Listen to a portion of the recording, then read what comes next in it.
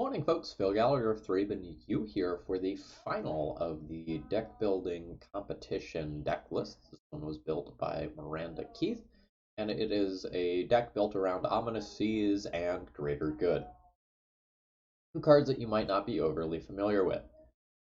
Um, Whenever you draw a card, you put a Foreshadow counter on Ominous Seas, and you can remove 8 of them to make an 8/8 blue Kraken creature token. This is very convenient with Greater Good. Sacrifice a creature, draw cards equal to the sacrifice's creature power, then discard 3 cards. So the way this combo works is with Ominous Seas, you create an 8/8, then you Greater Good, sacrifice the 8/8 to draw 8 cards, discard 3 cards, netting you 5 cards. This then puts 8 Foreshadow counters on Ominous Seas, right? So you can do it again. So depending on how many cards you have left in library and depending on the risk factors involved, once you have Ominous Seas and Greater Good, you kind of go off. And it's really cool. You'll notice that this deck plays 4 copies of Uro. It's a very good Uro deck. So imagine the world where you have Greater Good in play and then you cast the first half of Uro. Cast Uro, sacrifice it to Greater Good, which ends up with you being 3 cards ahead. And then you draw another card and can put a land from your hand onto the battlefield when Uro's other trigger resolves. So, the core strategy here is built largely around Greater Good, and Ominous Seas is very strong in the shell. The rest of the shell is essentially just like 2019 cards. Veil, Labe, Icefang, Oko, Uro, there's a lot of, new power in this deck, so to speak. Notably, there is a Laboratory Maniac in this deck, so that you do have the ability to, win instantly once, Ominous Seas and Greater Good starts doing its thing. That is something that is available to you, and there's a bunch of neat things in the sideboard. My favorite is the Hall of Heliod's Generosity, lets you put an enchantment card from your graveyard on top of your library, and you've got some very powerful enchantments to recur. With that said, I'm just gonna hop into a league. This is a league that has the potential to go very, very long. So I'm just going to make sure I start playing it ASAP.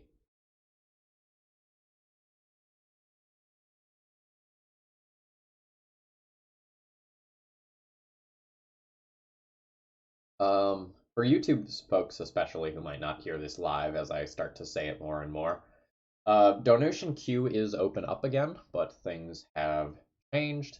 Now for a traditional, just you want me to stream with your deck list, it is now $15, and it is $20 if you want me to play with a Brew, Death and Taxes, or a deck that would likely lose most of their matches, such as Pox.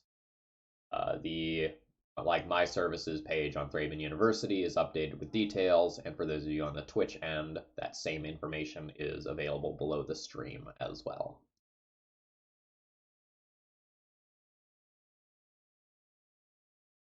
Vob, we're already making Krakens.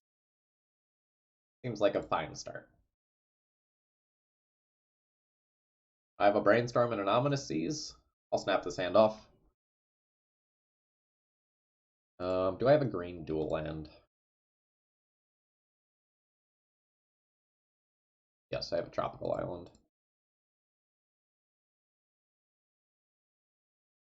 I can lead on Polluted Delta if I want without it being weird. I don't think I'm gonna do that though.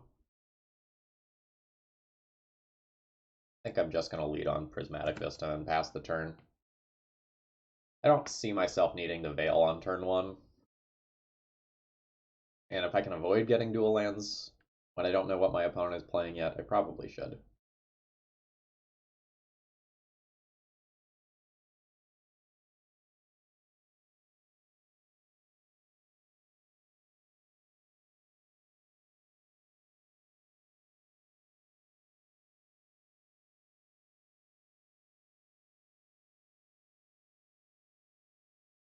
Probably playing against Red-Black Reanimator here.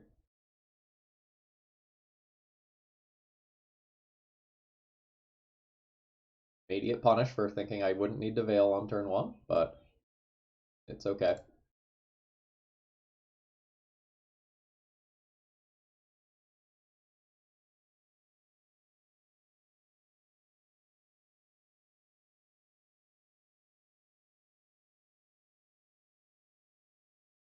Mm. At this stage, I'd probably say no to that. Just like don't let them get a fatty into the graveyard so that their reanimation spells that are in hand are actually like clunky and not good. That's pretty good, but I think I tap out for Ominous Seas here.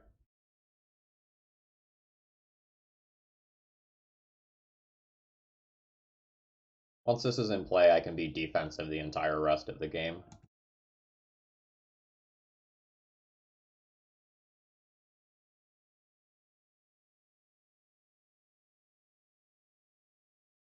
Punish.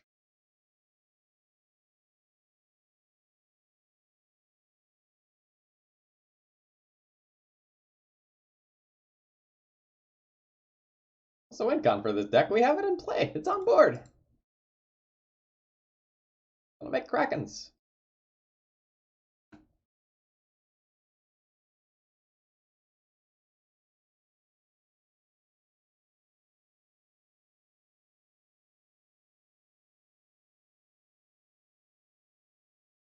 Or Uro, or Oko, like, kind of whatever. We have a lot of win cons.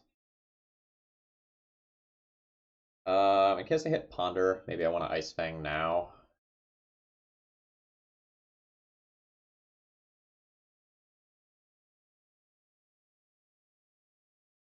My mana's really awkward right now.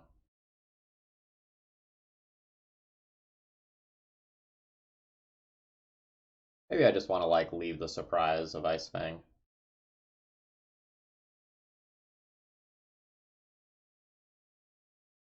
Yeah, maybe I'll leave the surprise of Ice Fang.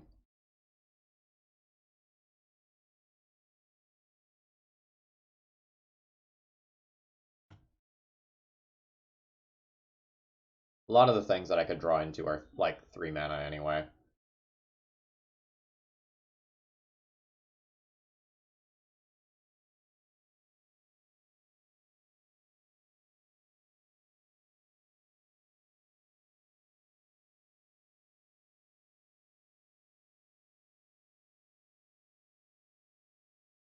Perfect mana.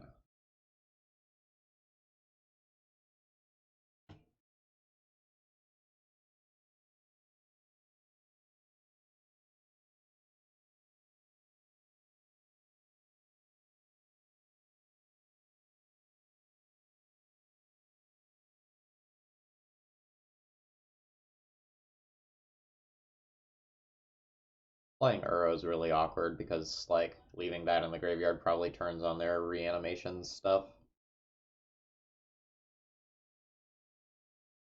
I think this time I'm willing to main phase an Ice Fang.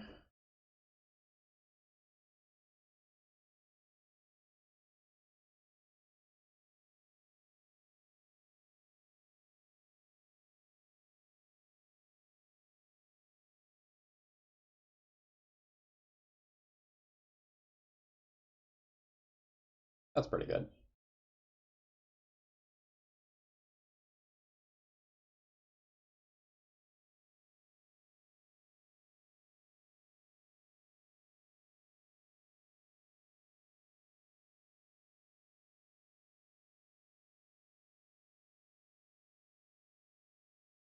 Hmm.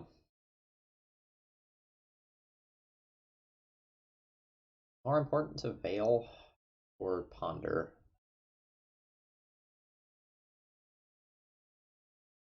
Probably to hold up Veil.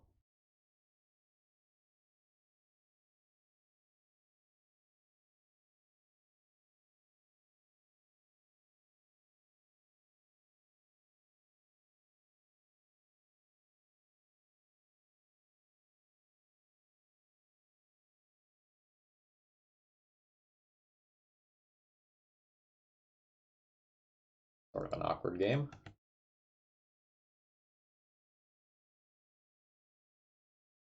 Maybe I want to ponder first in case I hit Oko.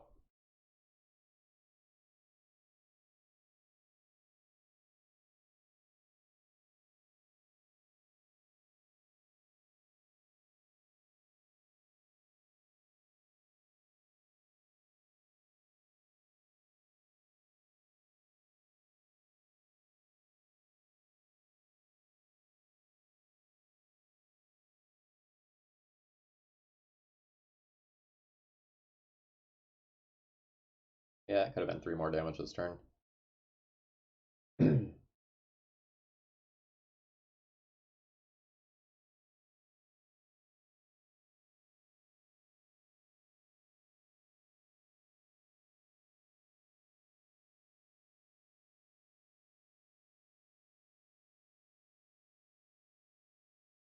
Enormous 4.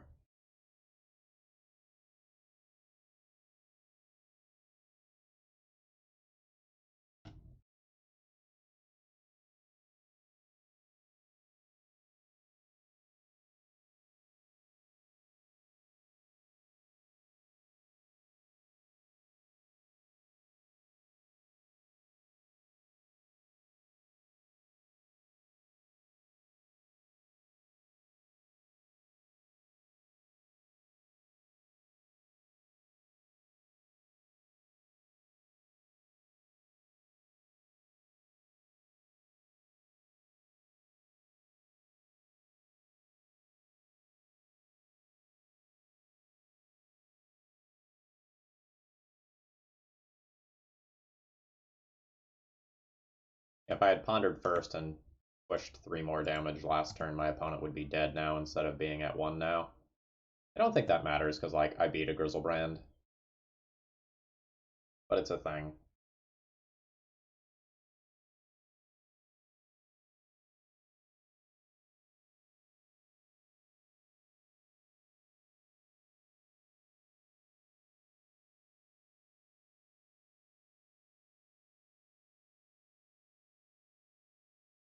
Um, okay.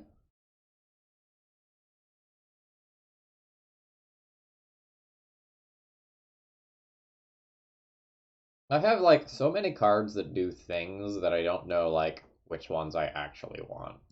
So, like, Surgical Fluster, Teferi, Assassin's Trophy, kind of Deafening Silence, and also, like, Swords to Plowshares all do things in this matchup that I could potentially want.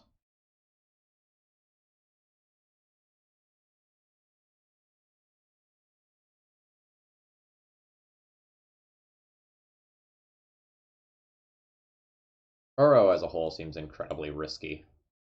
I'm probably going to board those out.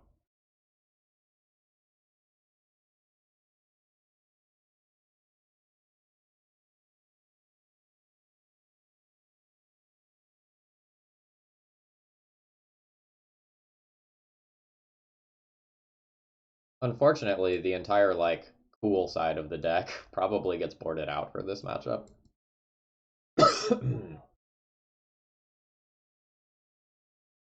So that I can just play more answers to hate. It means that I don't actually have all that many ways to win the game. It's awkward.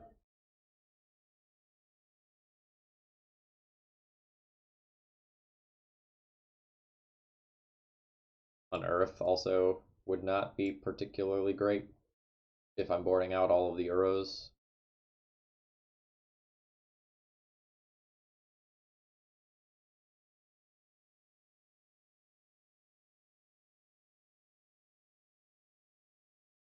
Yeah, I don't really know how to board. Sure.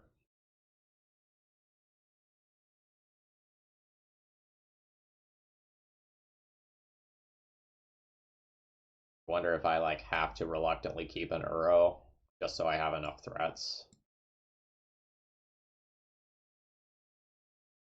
Like, I don't really want to be playing that card.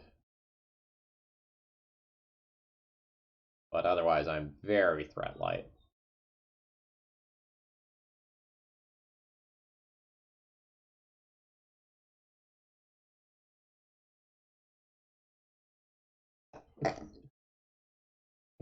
Excuse me.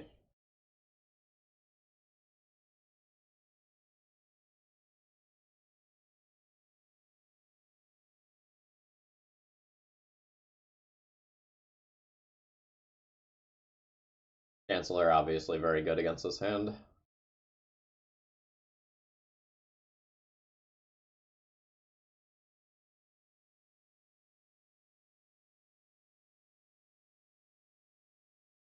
Yep.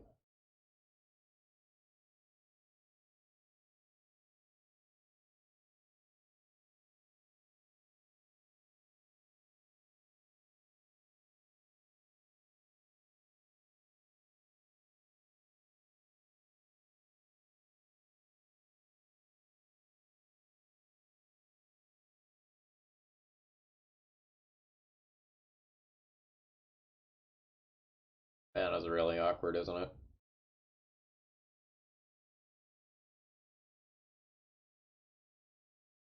We're going Tropical Island, throwing away a Ponder to the Chancellor trigger, so that I can Assassin's Trophy Xantid Swarm next turn and turn my Force of Will back on.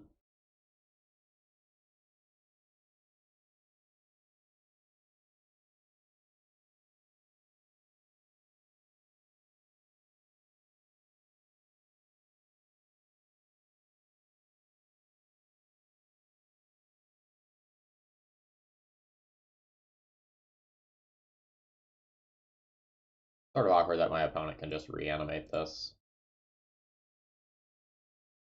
but I think this is where I'm at.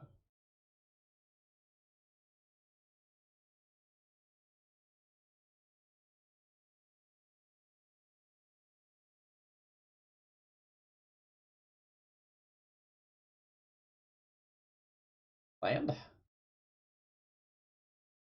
That's what I asked for.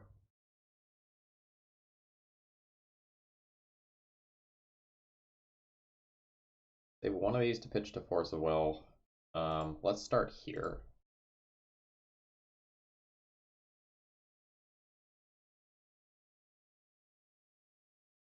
Again?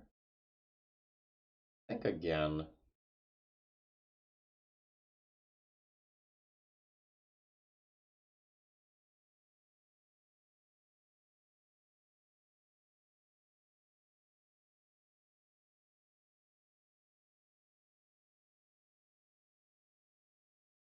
Second Force of Will.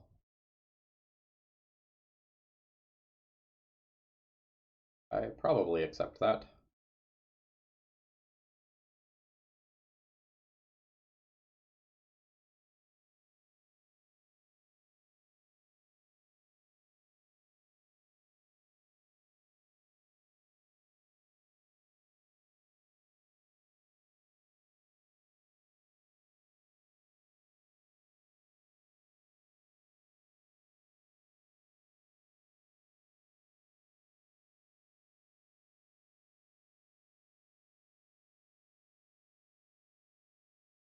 Nope.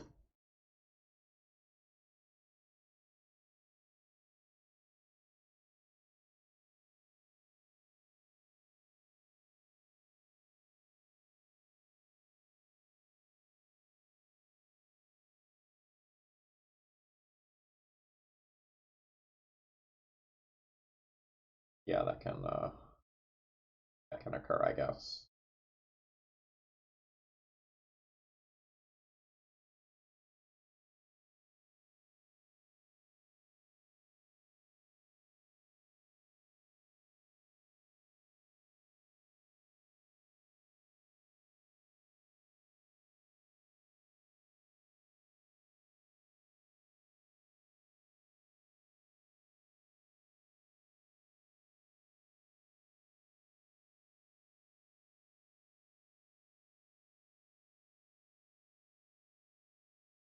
I don't know how I want to play this turn cycle.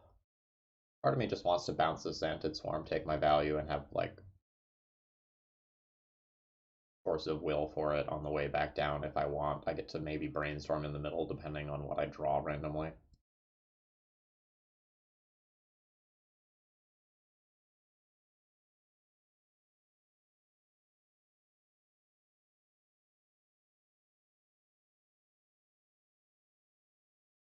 That's pretty good.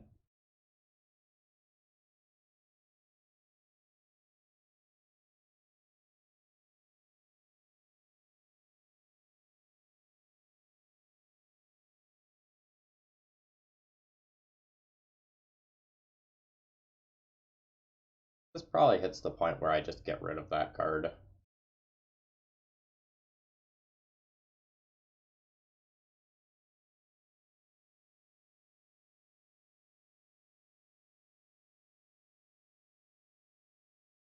My blue count high enough where I can brainstorm in response to this. And almost guaranteed hit. I think so. Yeah.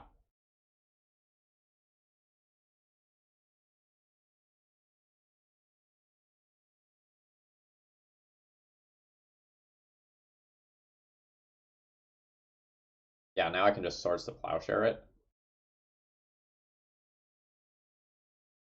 That's fantastic.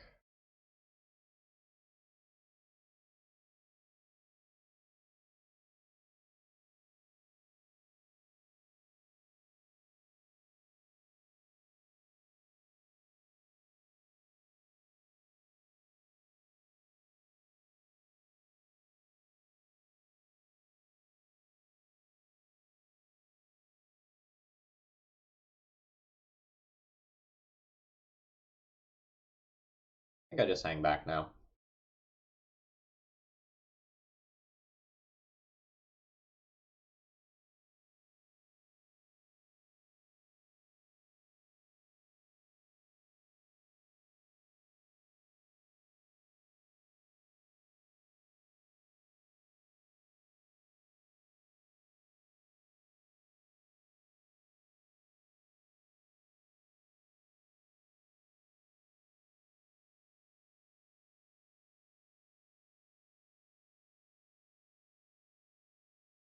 This is awkward. It gives my opponent a reanimation target.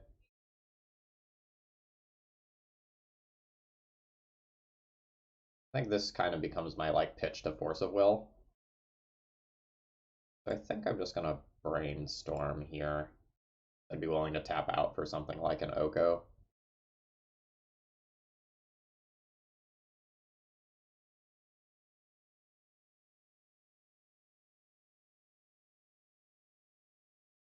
Play Ominous Seas, hold up Veil.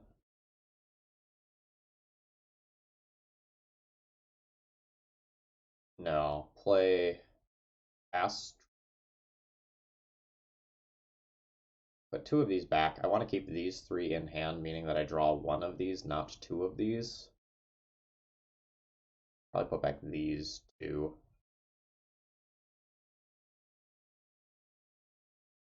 And just put my win condition in play.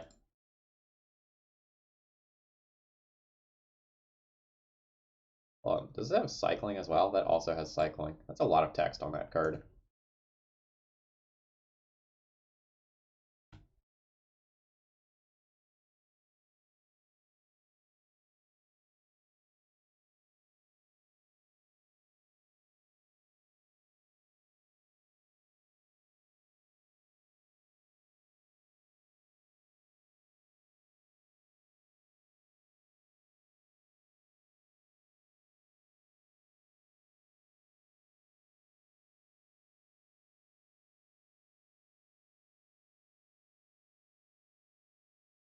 So this could theoretically put two different creatures into the graveyard.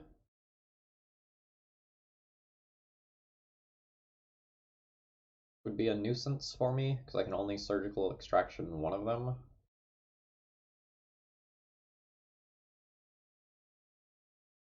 Kinda seems like I just forced this. I don't want to like play this Uro this game anyway.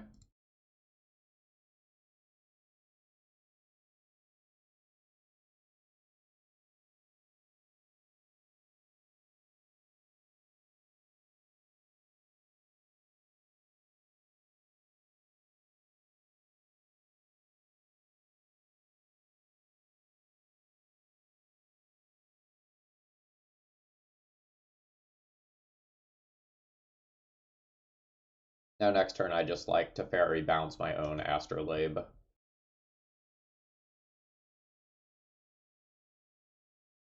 Okay, you have the second one. Fine.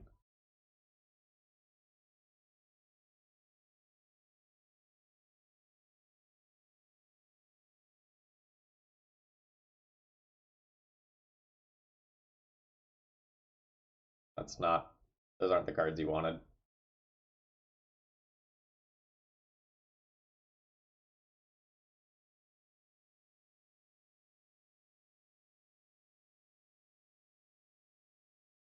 Hmm. Yeah, I wonder if I just play another Ominous Seas. Keep my Teferi loyalty above 3 at all times, in case something does sneak in play.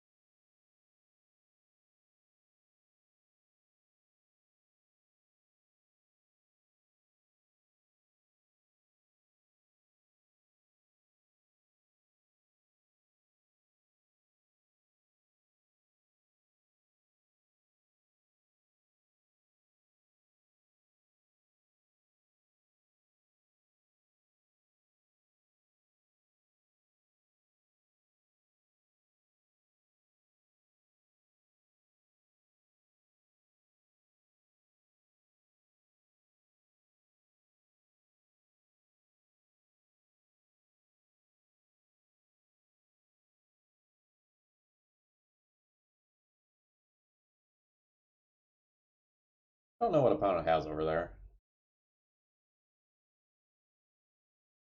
Not more creatures, or they would have discarded them.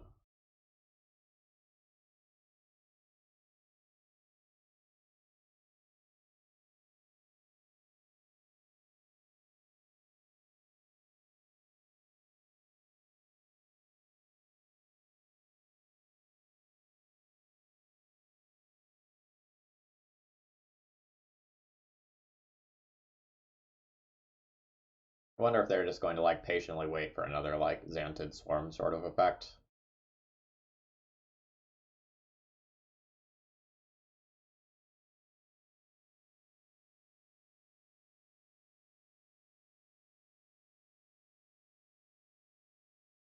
I mean, they are at 7.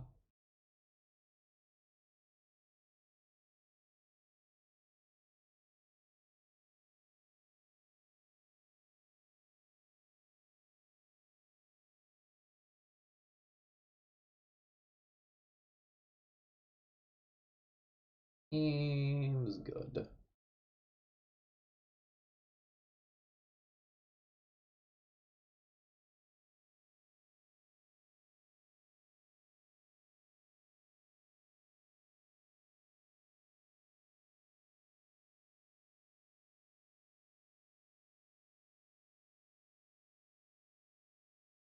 I don't want to be caught without mana available. I'm just going to fetch now.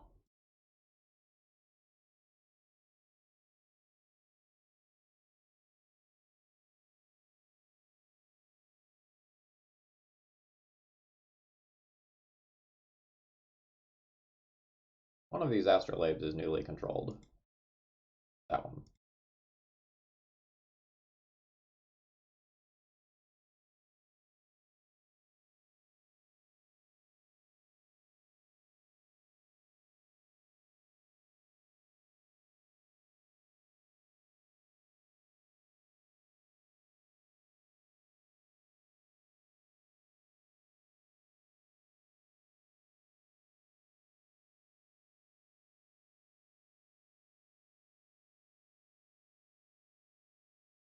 Okay.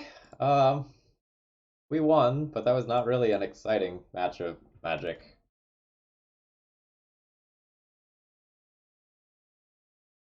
But, the match did not bring me great joy.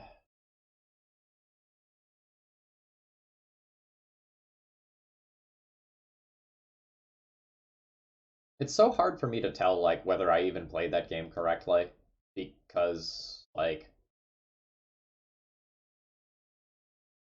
it's so hard for me to tell what my opponent had going on. It might have just been a bunch of like rituals and reanimation spells that did nothing, or they might have been saving up for a fight that they could realistically win, against two pieces of interaction.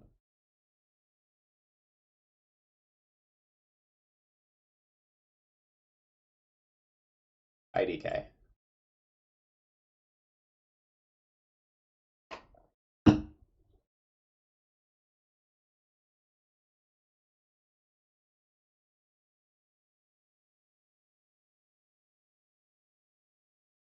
Opening hand has Ominous Seas. How can it be bad?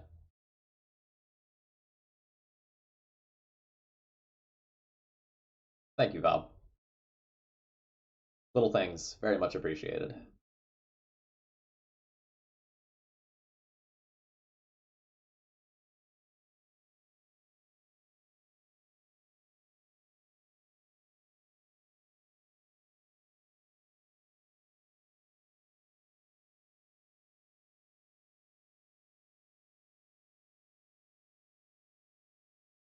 Morning, Pine and Andy.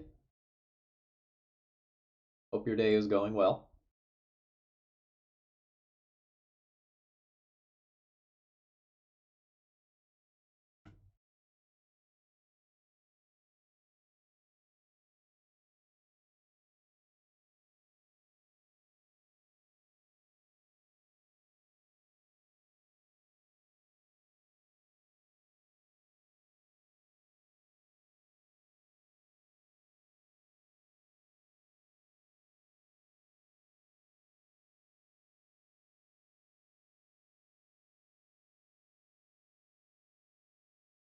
Ominous Seas is going to be my bait here so that I have a better chance at resolving the Oko next turn. I'm just going to jam into their cards.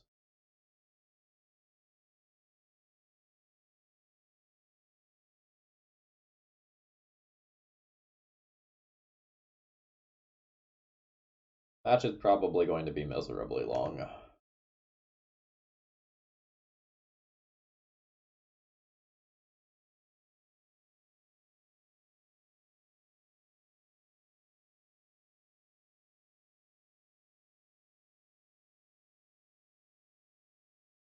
Yeah, probably Espervile.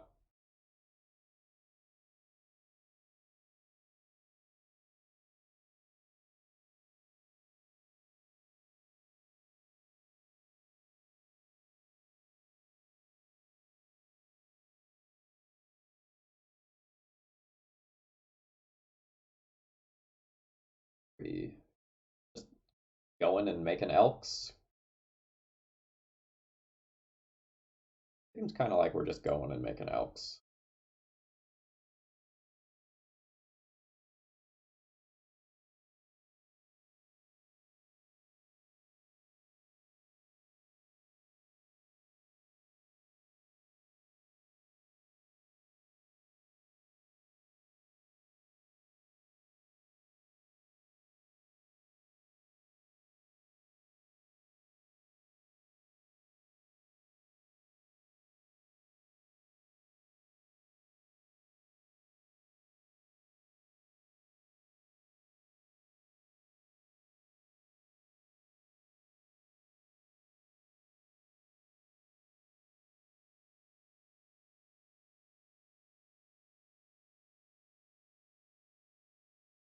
I'm going to try to put pressure on my opponent's life total this game.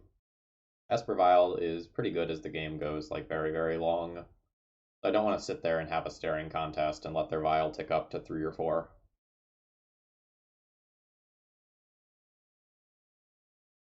We are 1-0 currently.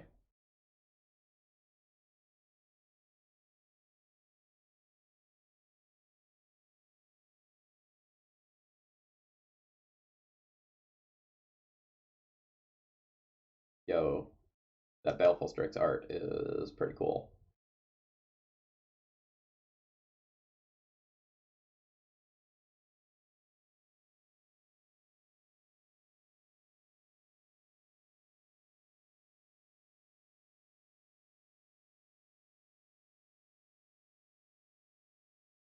It's a very good turn for our opponent.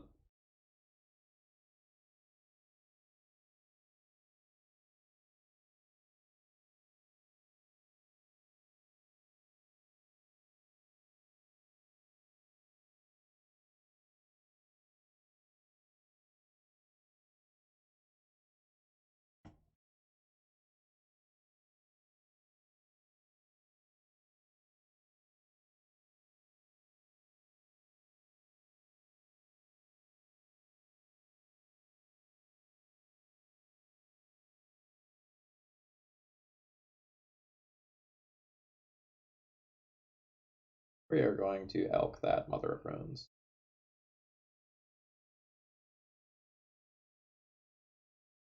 That card is going to be the most problematic as this game goes along. Like, obviously, these meddling mages are quite good. But, like, Mom pushing damage through our elks, and Mom protecting these things from my second Oko probably matters quite a bit.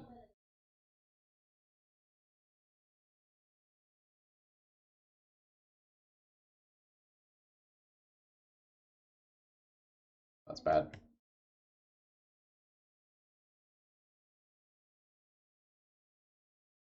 Means that I take 4 this turn while this Oko dies. My opponent can commit more to the board.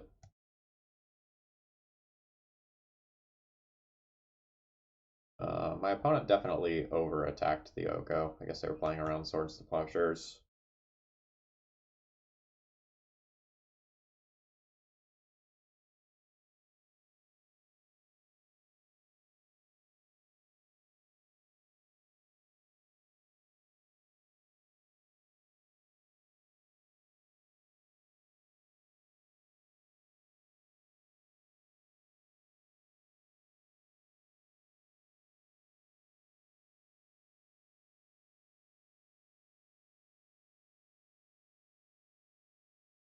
Do I have a 1 of Sweeper main deck?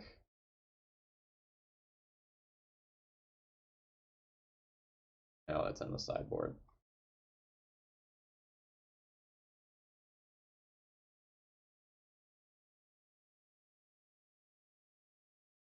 I mean, they get to draw a card with Baleful Strix.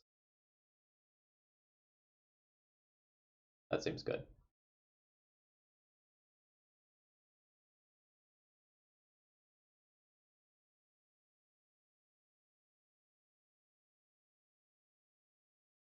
I think my out is like draw Brainstorm next turn.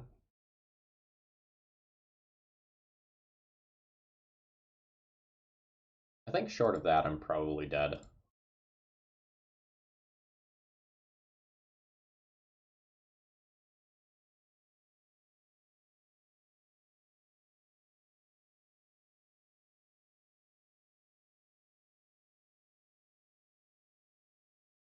This feels terrible, obviously.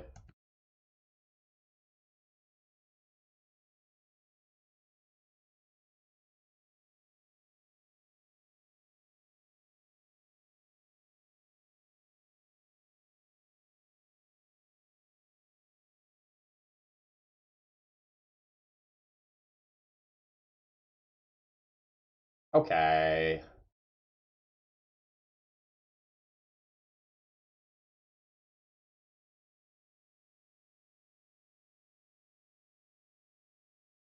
Opponent's hand was great there.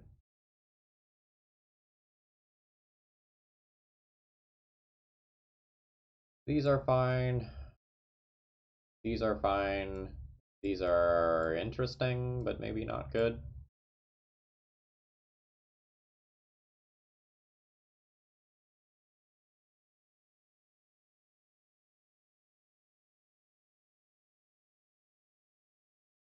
I think I'm probably like not trying to combo my opponent out.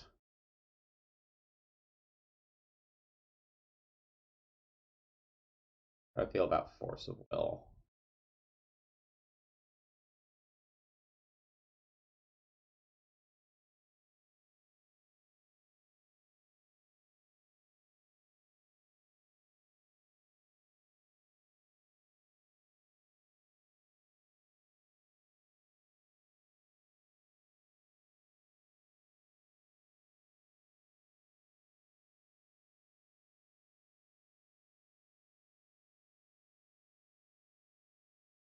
Fine and Andy. I still hold that I needed to pressure my opponent's life total so that the game didn't go long. So I don't regret that at all. Like, they have so many things like Soul Herder, Palace Jailer, Venser, Caracas. Like, they have all sorts of shenanigans that will be like very, very good as the game goes long.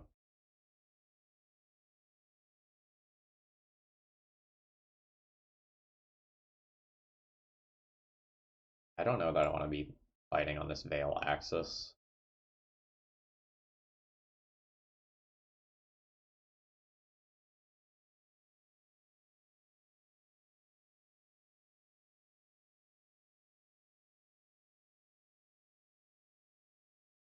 Very better than Greater Good here. Greater Good is like so many cards. I don't know. When in doubt, let's play the broken 2019 card over the older card.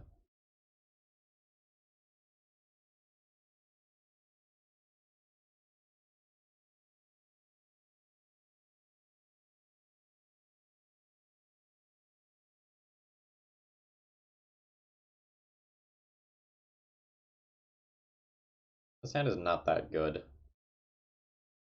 Mana is very awkward. Like if we just look at all the symbols that I have here alongside a basic land.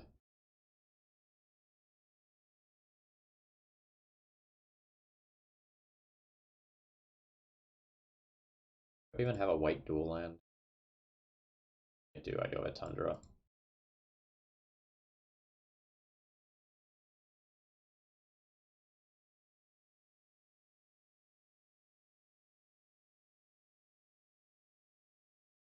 I have good things going on versus a bunch of different openers that my opponent can have.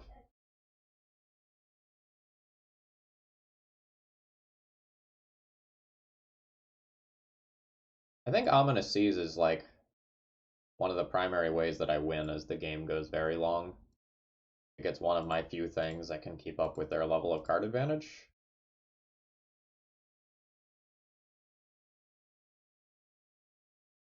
Perfect mana.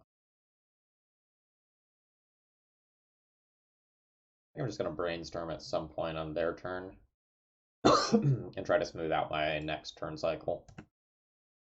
I don't want to. I may even wait. Like, I do not want to get brainstorm locked.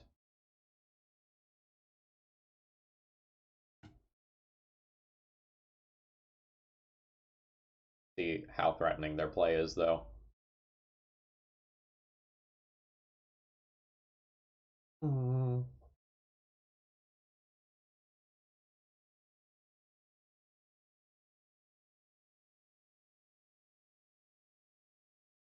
See how bad this is.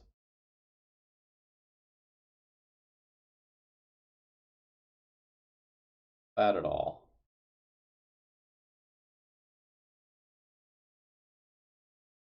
For tempo reasons, and so that like Uro or Ice Fang doesn't get named, I wonder if I just force of will this. It's a little awkward, but it feels fine.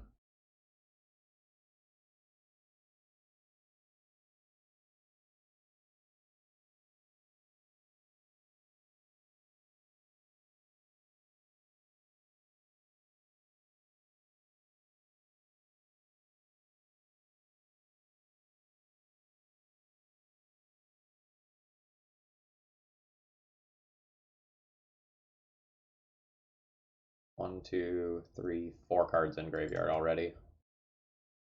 So once we have the other green, we're probably going to be good to flashback.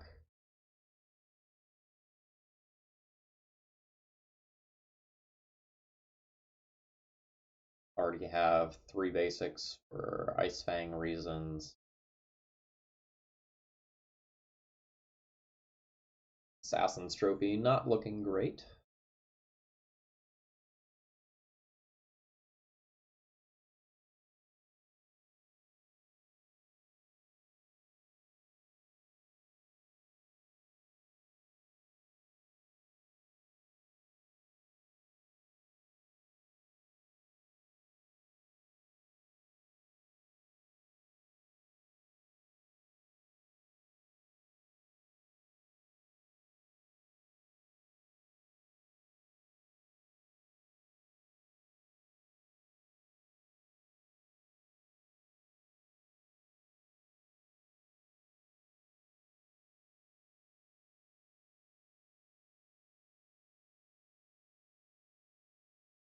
I guess names Uro, so that doesn't come back and trounce them. Makes sense.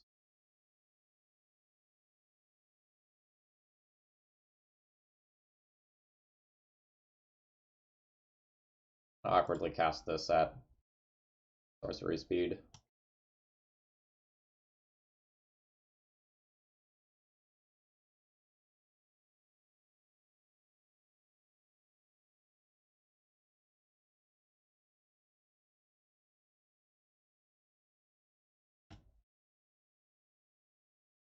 I really need an astrolabe or a fetch land.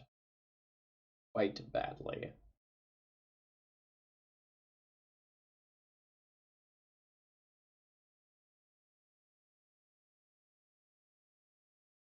Don't really care about that.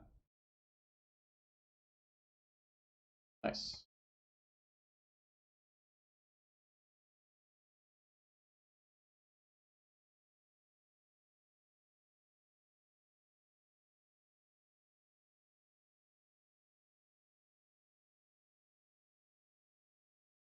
I think I'll just Abrupt Decay Meddling Mage on their end step, and then I'll have 5 cards in graveyard for Uro. I'll just cast that.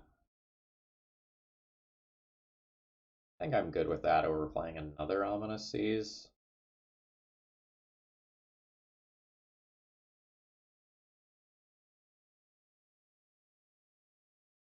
Yeah, I think that's my plan.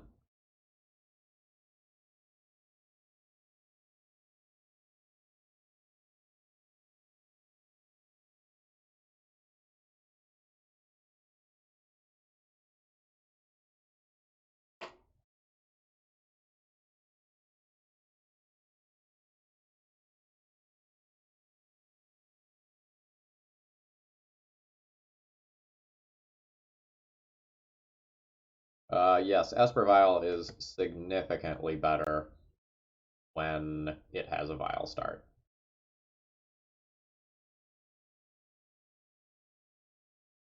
The mana base for the deck is very bad.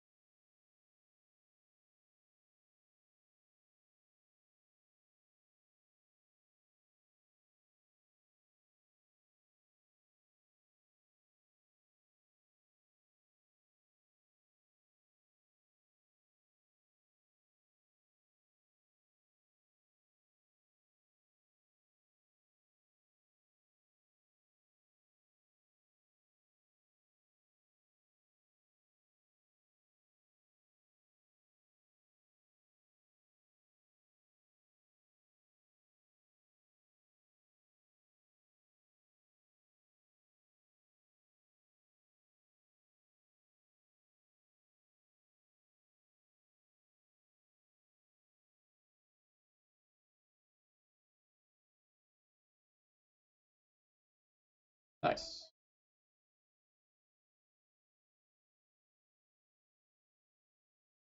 It also means that I can ponder this turn and tick up Ominous Seas.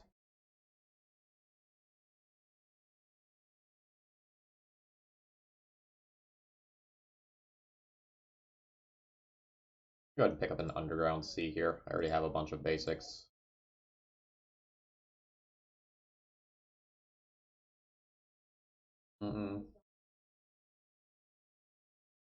Yeah, I'll take that. I'll leave it on top of my library as well.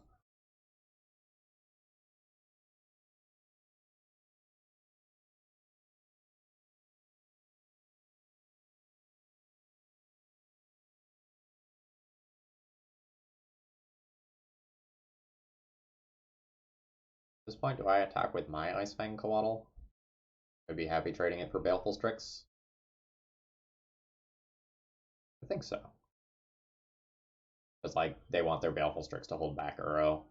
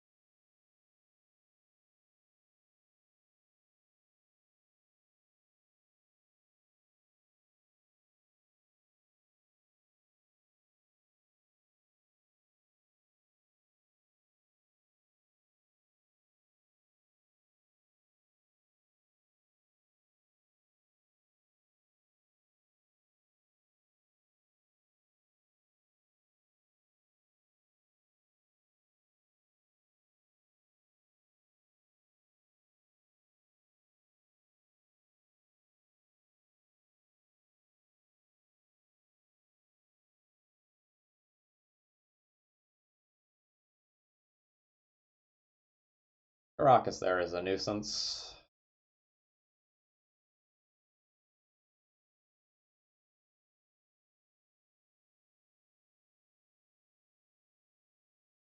I think I'm going with yeah.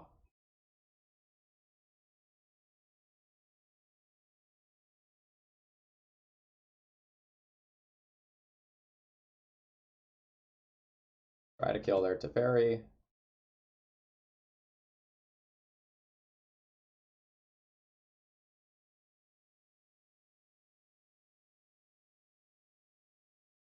My Assassin Trophy is now very awkward because like I would kind of like to use it to destroy Ether Vial, like seeing as they have 5 cards in hand, but it also would like give them a mana, which helps them deploy.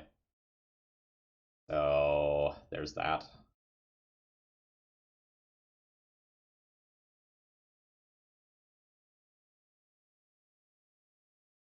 It's possible at this point that I am just going to be on like Kraken aggro, and so I should just like play second Ominous Seas, play Uro, try to get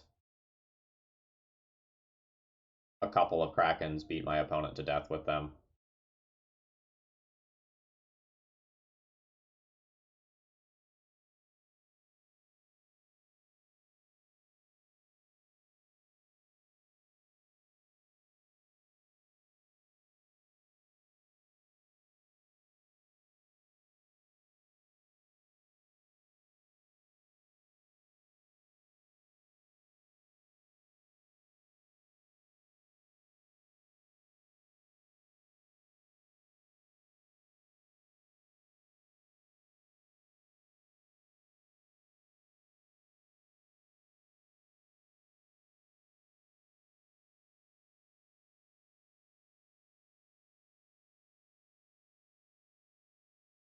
Okay, good. Opponent didn't have Mother of Runes.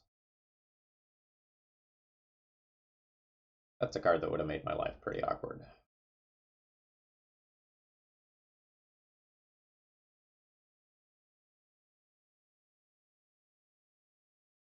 Yep.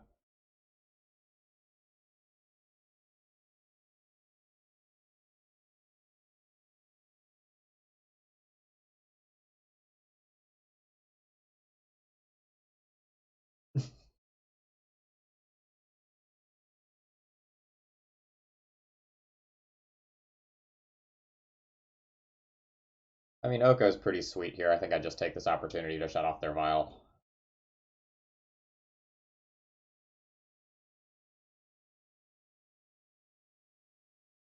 Actually, I wonder if I Assassin's Trophy their Vial.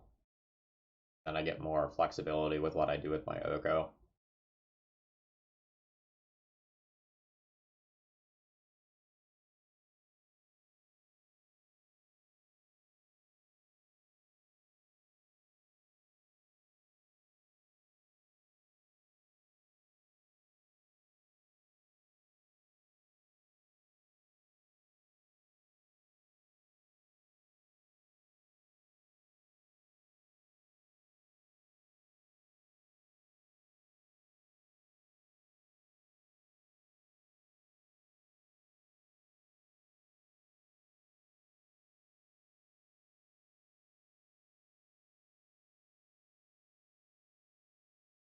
Seeing as I have an 8/8 at instant speed, I think I'm the aggro deck.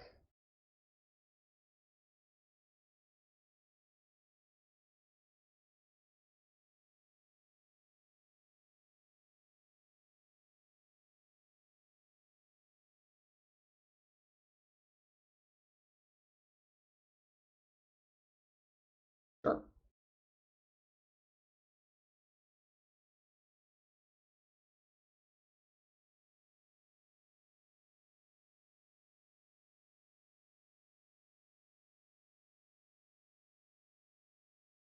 I mean, like, I'll bite.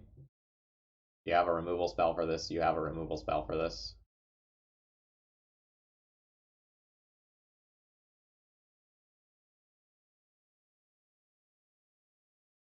Caracas Venser is pretty good against what I have going on.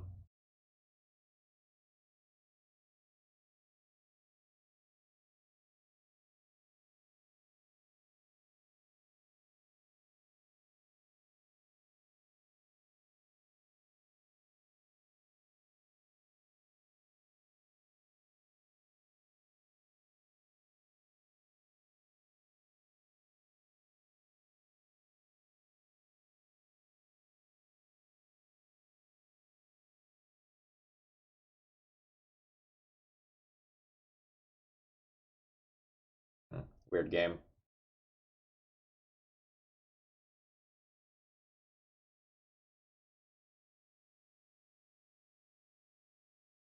Eliminate.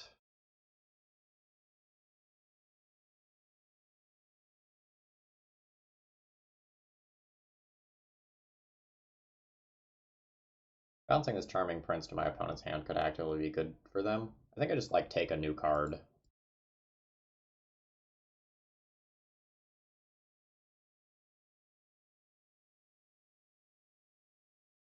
Still playing this like I'm the aggro deck here.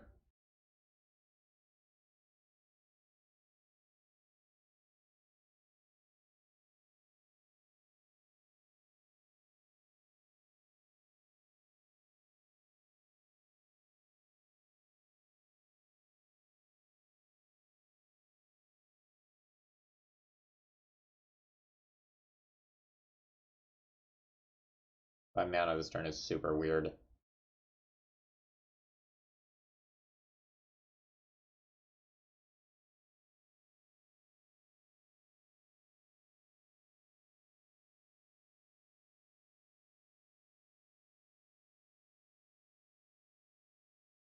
I don't want to have a long discussion about it because, like, block. But that, how I play that Ice Fang Coatl is actually, like, surprisingly interesting.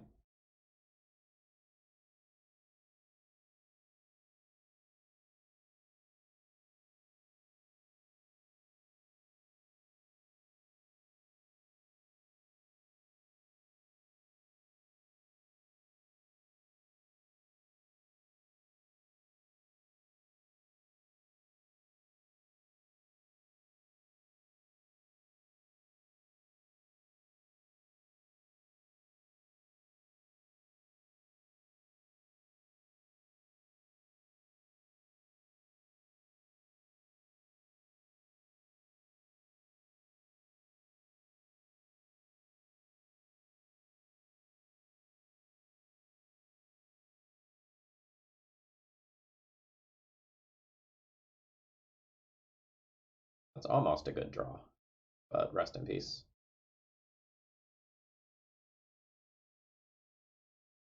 Still think I cast it.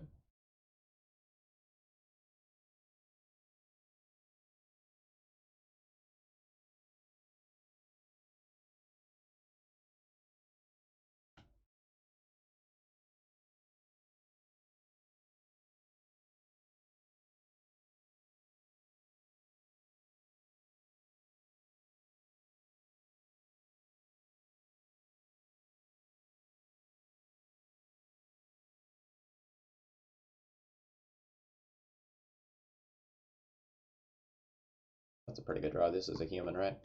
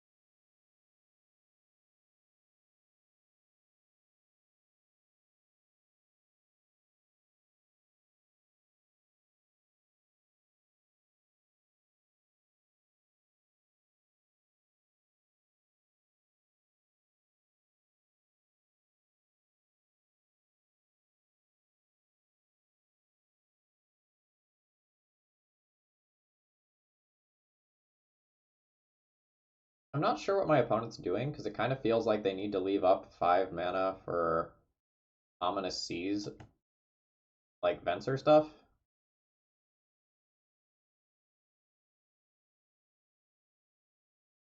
Now they don't get to block and bounce in this turn cycle. I'm still going to make this here. Like I'm looking to push damage.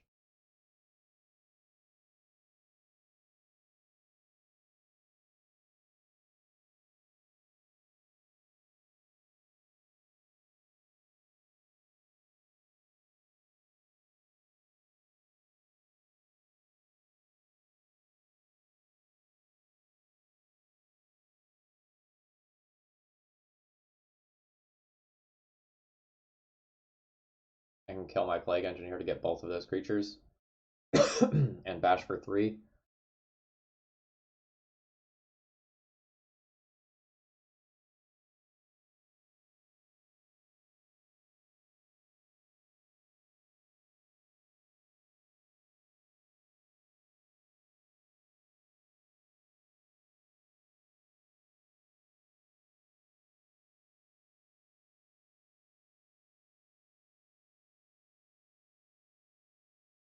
I think I'd try to attack and see what happens.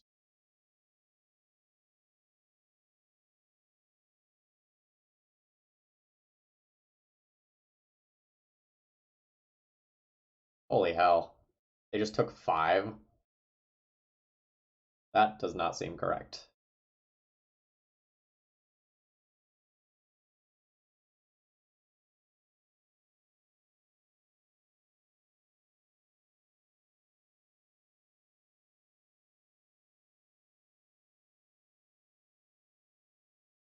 Alright, I've now gotten rid of their Venser Caracas shenanigans, which was one of their scariest things they had on offer. I have an Ominous Seas at 7. I have a Lethal Astrolabe.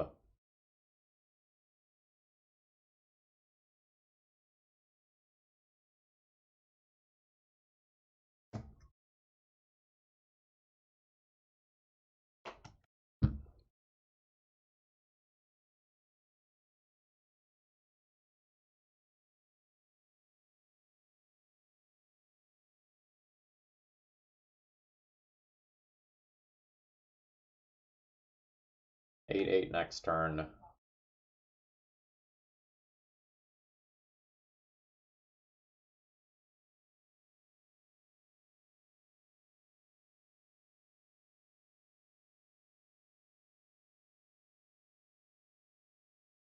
I'm also just at 25 life.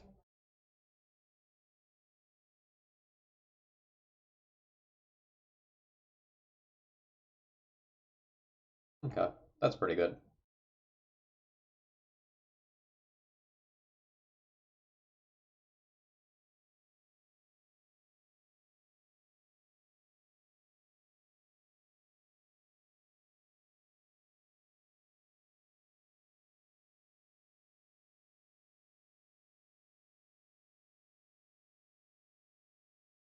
Fair.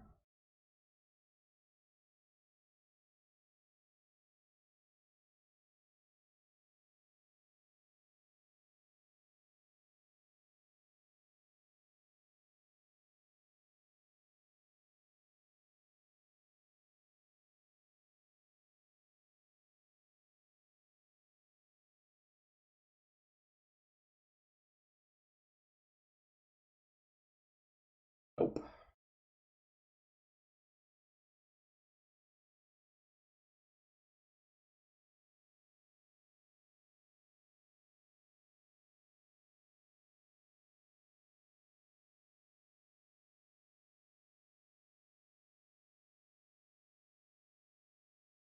That's a nuisance.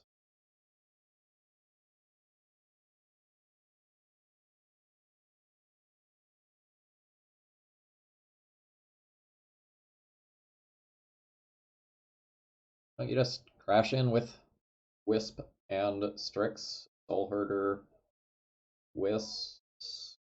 Make my Astrolabe no longer a creature. That gives me a draw on 2 counters. Maybe not. You just do the conservative Baleful Strix line.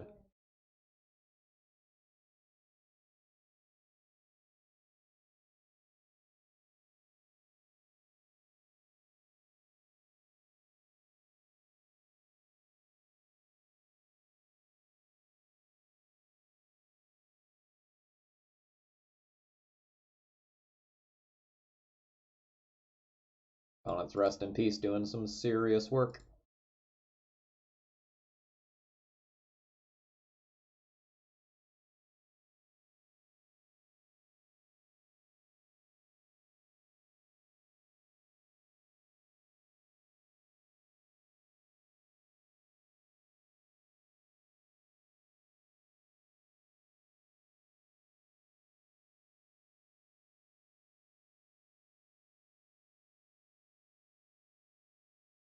Don't know that we get to beat opponent having like Recruiter and Soul Hoarder in that previous turn cycle.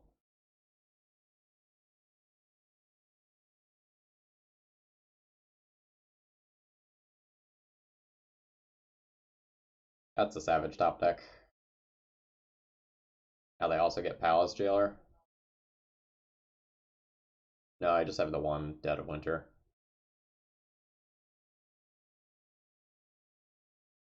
Farming Brents.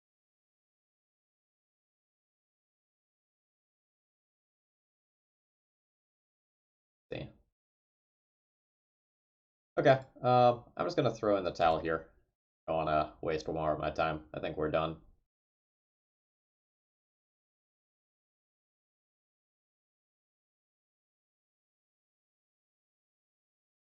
So the previous turn I could have waited to Force of Will the thing that they got with Recruiter, but like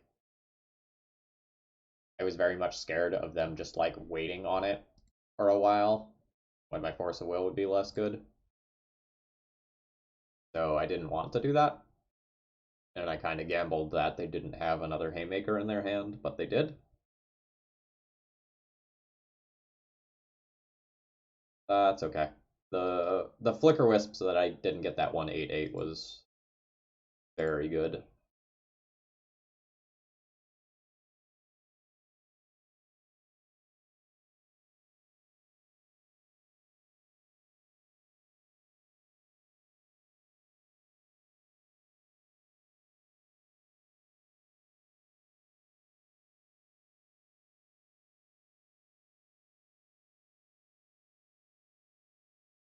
Given that this deck has like Ominous Seas and Greater Good, I expected it to be a little more fun to play. Deck's pretty boring.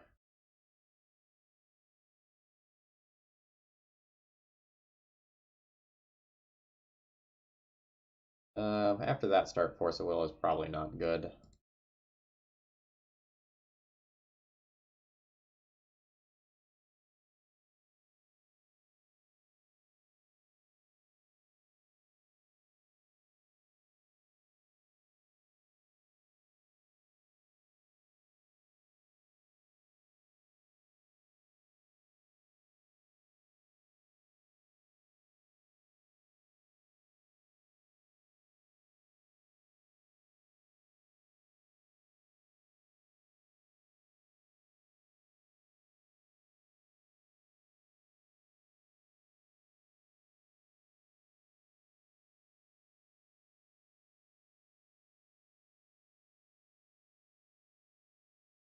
Yeah, that's fine.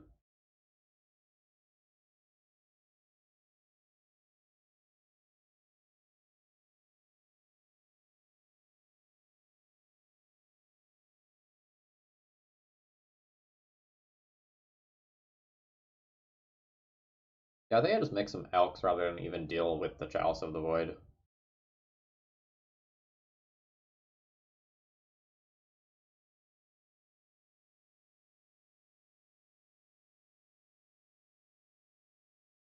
The issue is that a bunch of my opponent's merfolk may just like get Island Walk and life's awkward. They don't know how quickly I'm supposed to try to turn the corner on this match.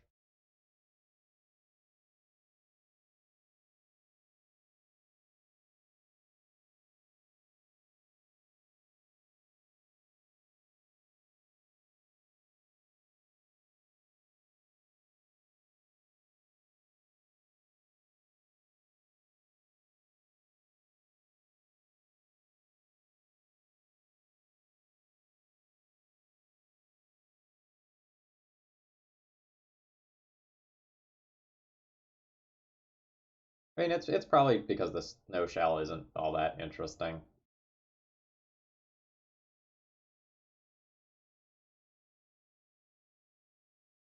Now that my Oko didn't resolve, that Chalice is very good again.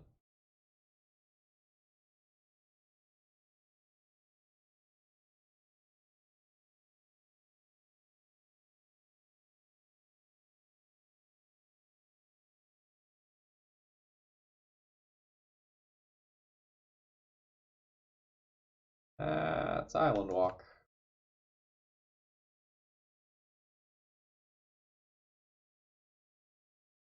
Green card is great or good.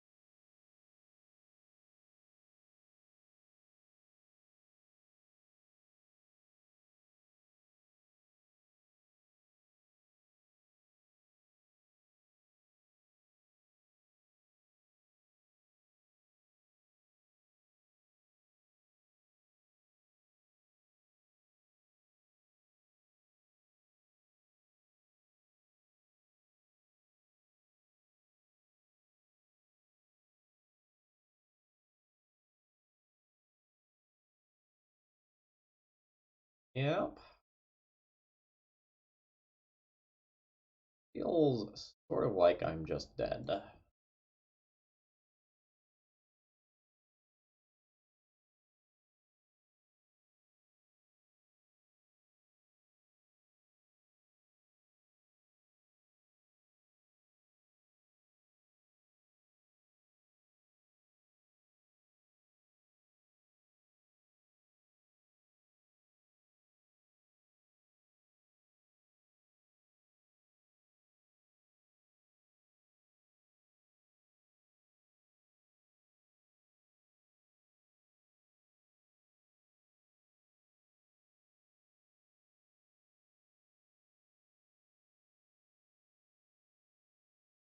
Opponent ticked Vial up to 3, so they also probably have something like True Name Nemesis.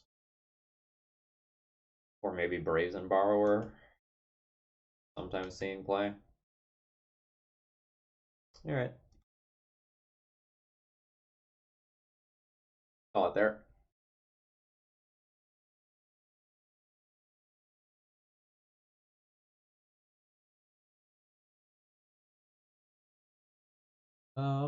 These seem fine. These seem good. These fall into the category of probably good enough to play.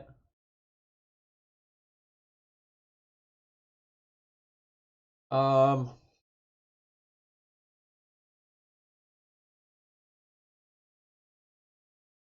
I don't actually know that I Veil against a Chalice deck, even if that deck is blue.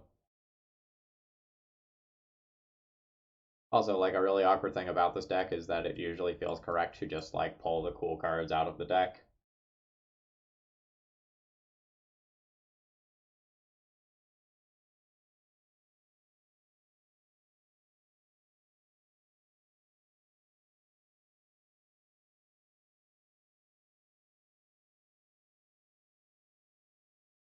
Like, we're really looking to win this one off of, like,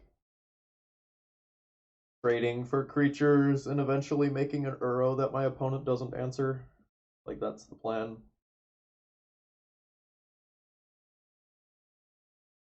Greater Good doesn't super fit into that plan.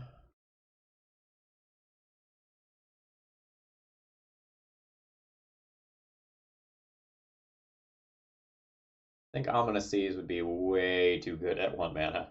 Way too good.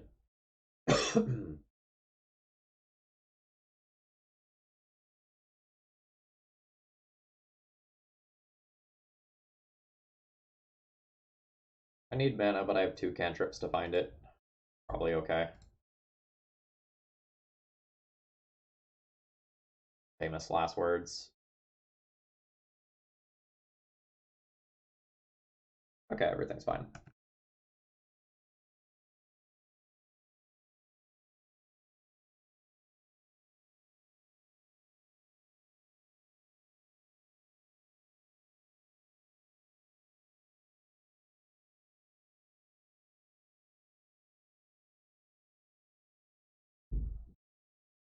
I think I'm looking to just play Maybe like brainstorm into Swords to Plowshares or something. I don't know. Like it really depends on what lands I draw with brainstorm, what I do in this next turn cycle. I'm going to brainstorm no matter what, so I'm just going to brainstorm with this thing on the stack. Oh, beautiful. So I can put back Tundra so that I can fetch it. And then maybe put back Assassin's Trophy here.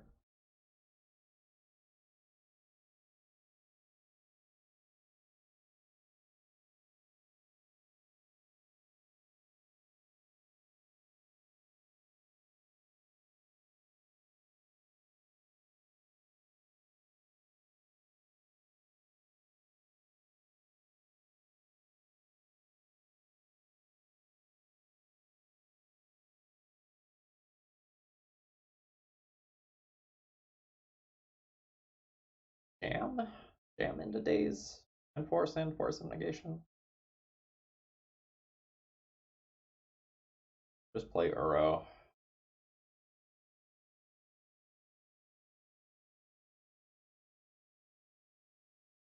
I don't have another basic forest in my deck, right? I have two. Like a Misty Rainforest for Trop, play Uro, then Uro again next turn. Is that better than jamming Oko? Plays around Force of Negation. I'm happier about that getting dazed. Also ramps me out. Actually, assuming Uro resolves, I can just put in Forest and then Misty next turn.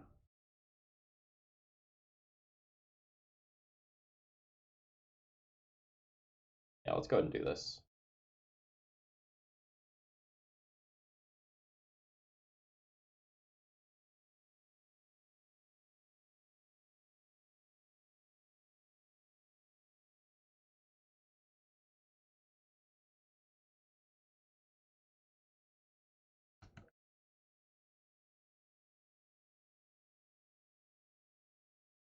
Now I have like Oko plus Ice Fang next turn, or Uro plus 1 mana spell next turn as well.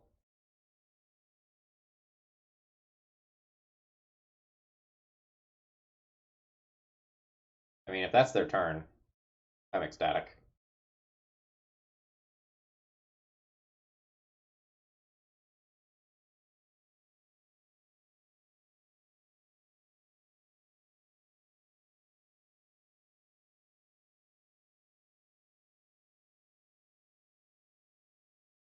Do I just Uro again, though?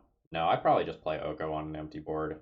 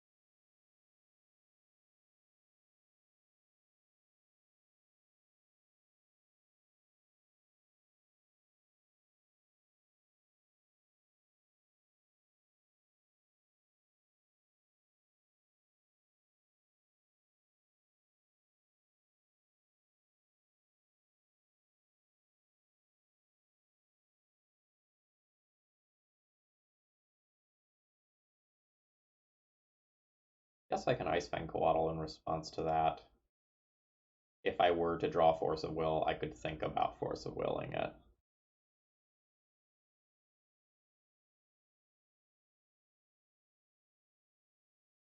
Guess I want this. I don't have an Astrolabe yet.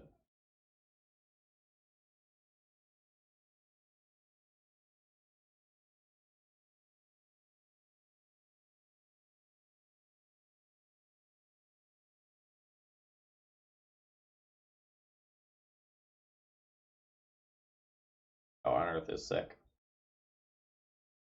Assuming I Elk the Chalice, that is.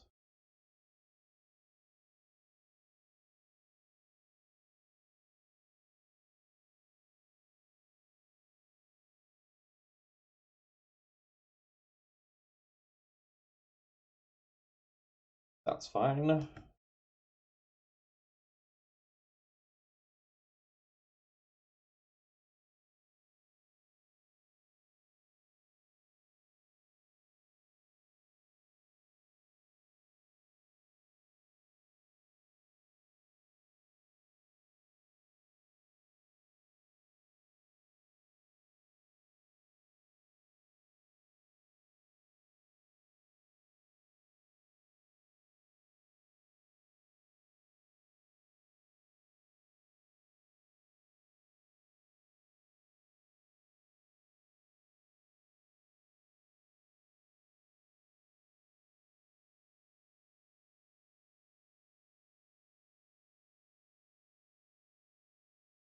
This is probably worth going for.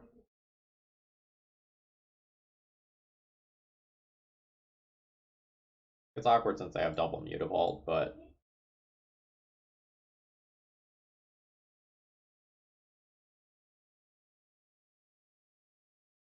this is quite strong.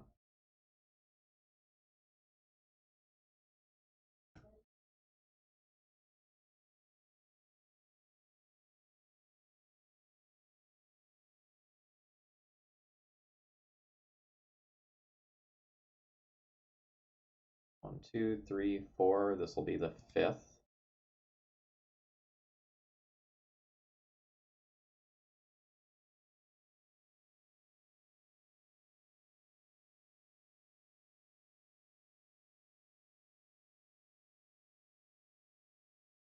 Is it better to just cast the other Uro here?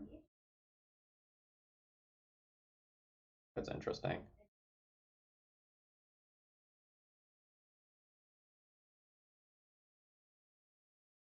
Probably not. I probably still ponder.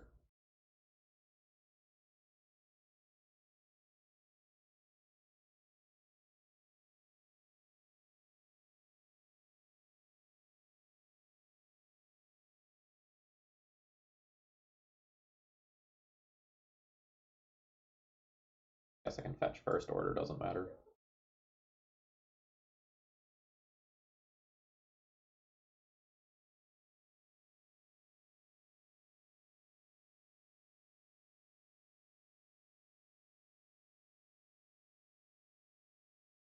Alright, pretty good turn.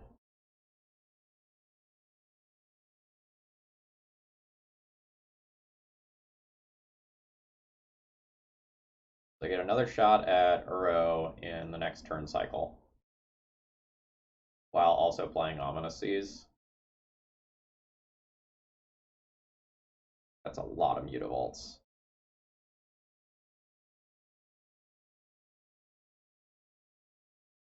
I guess that means Island Walk Lord is kind of bad for me this turn, huh?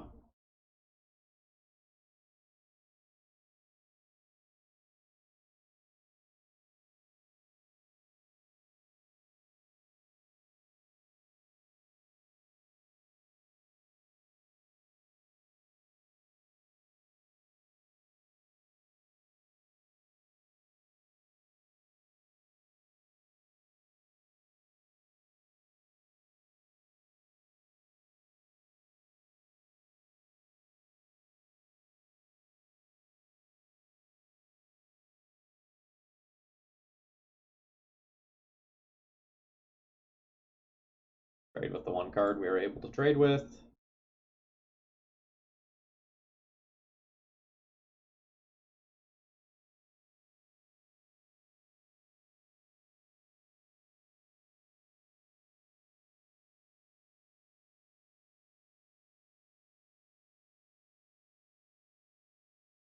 Start here and see what happens. 1, 2, 3, 4, 5.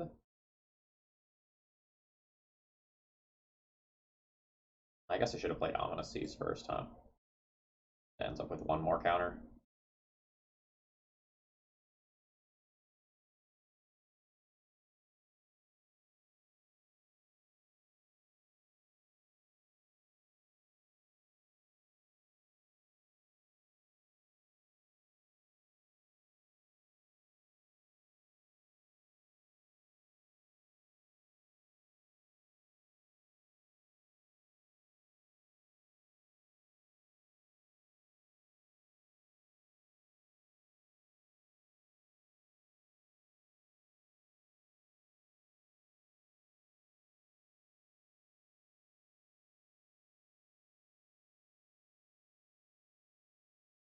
And I think I would really like to be able to block my opponent's stuff at some point.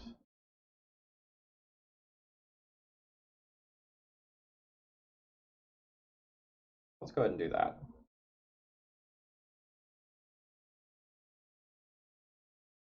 Alright, I'm down one Ominous Seas counter this turn for poor sequencing.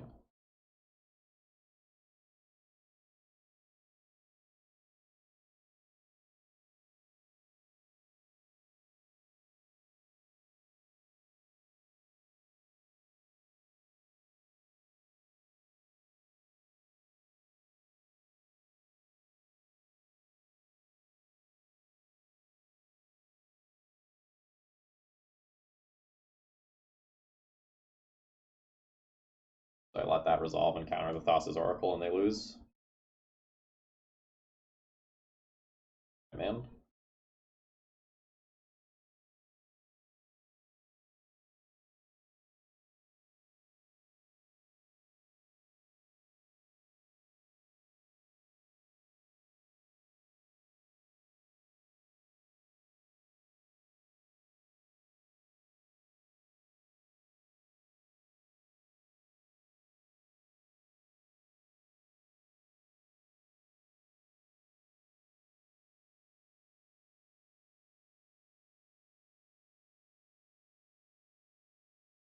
I have one card there. Oh, then shuffle your graveyard into your library. I see.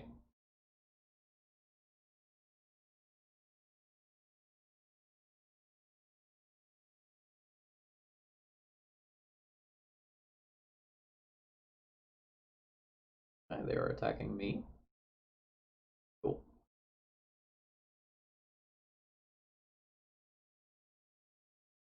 Hold on, why do these still have Island Walk?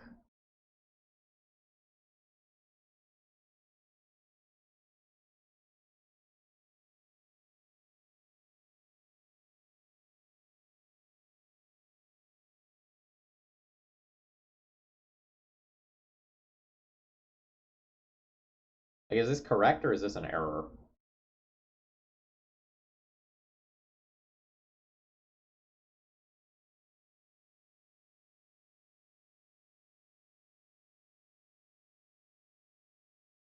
Okay, then I just misplayed last turn.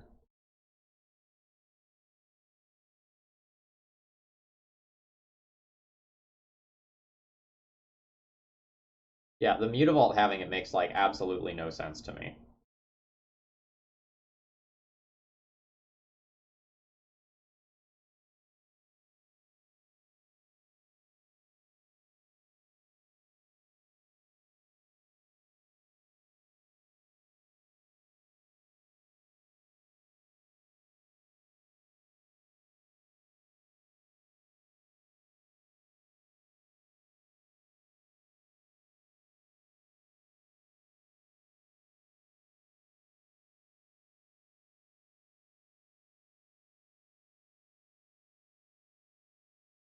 Is there any world in which I die next turn after Abrupt Decaying this? I don't think so.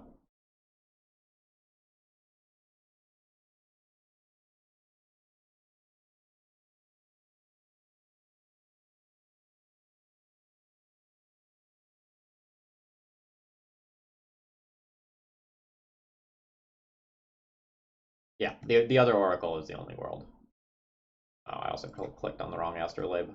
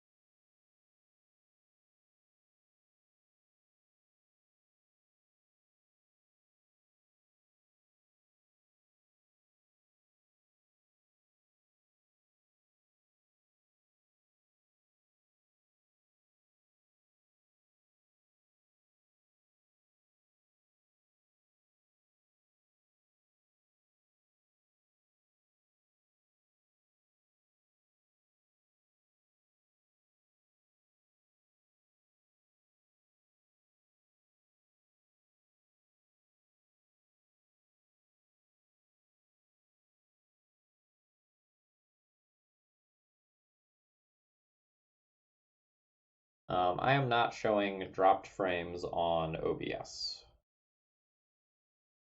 It doesn't mean there aren't any, but I'm not showing them on my end.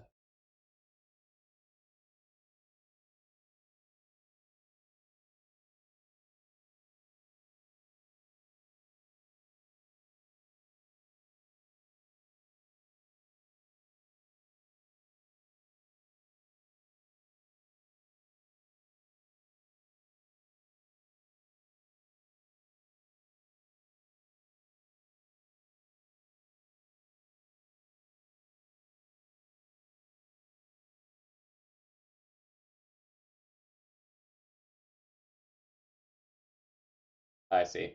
Twitch might be having some server-side ends. That's unfortunate.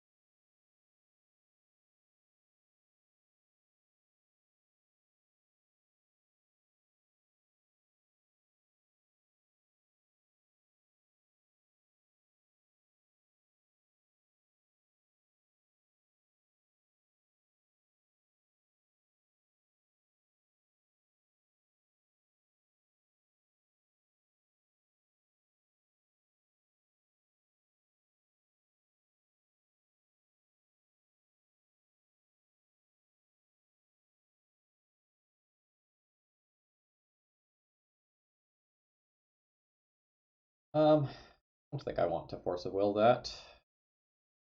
That can occur.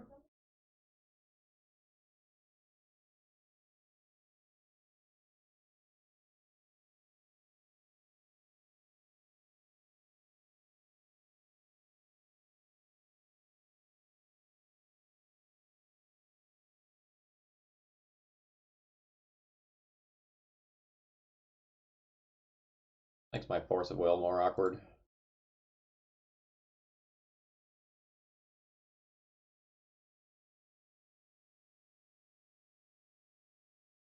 Hmm.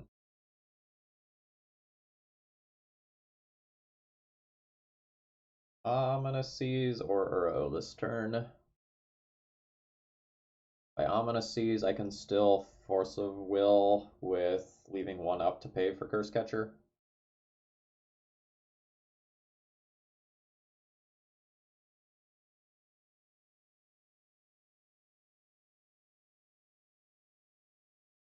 If I Uro, though, I might be able to flashback Uro next turn.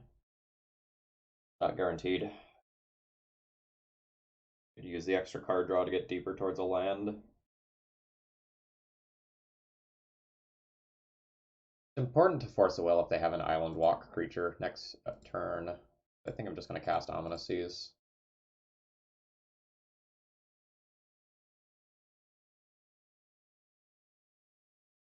I don't think I need to turbo this one out.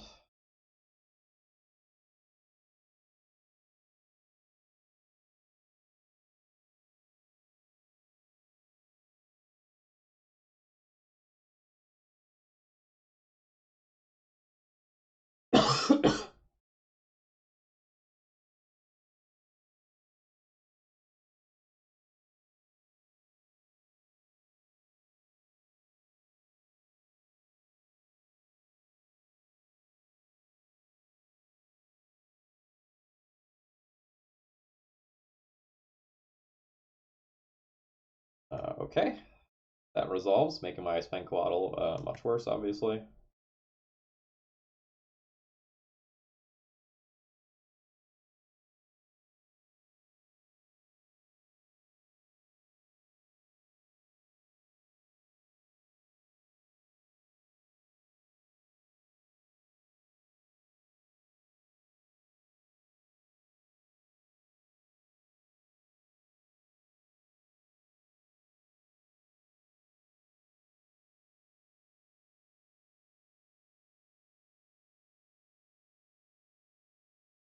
Brainstorm's pretty hot here.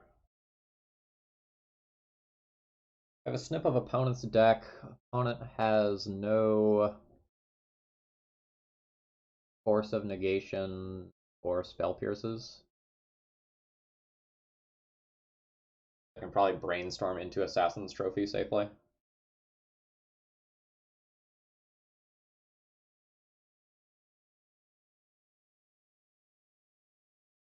These are cards.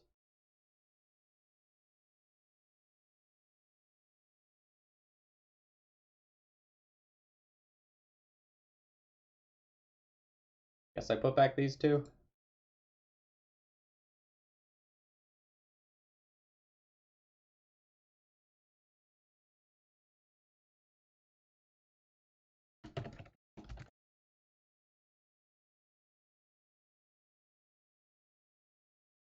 So I can play around Muddle the Mixture by Assassin's Trophying now. It's weird because that would allow my opponent to draw a card with Waterlogged Grove now and like maybe doesn't ambush them mid-combat.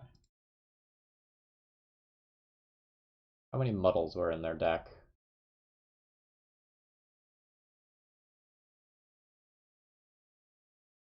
One,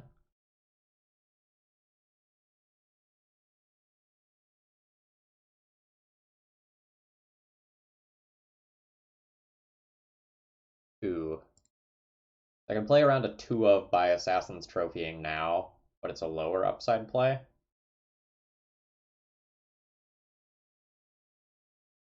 Oh, right, Curse Catcher. My brainstorm was not safe. That's okay. Assassin's Trophy ends up being a kill spell on Curse Catcher. Is that fine, given that I have Oko Uro coming? Unclear.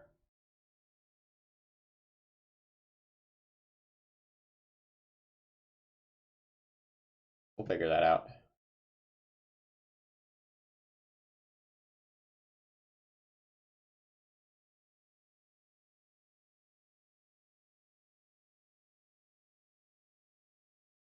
Yeah, so I shouldn't have brainstormed. I should have just like left mana up for Assassin's Trophy. Oh geez, that's the big punish there.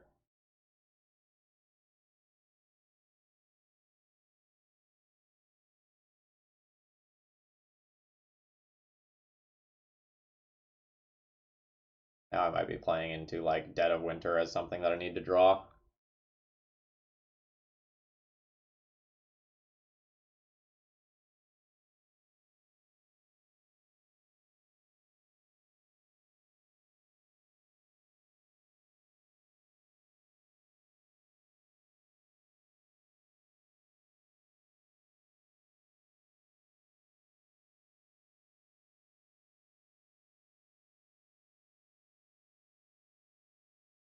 Oh wow, I just got to kill it.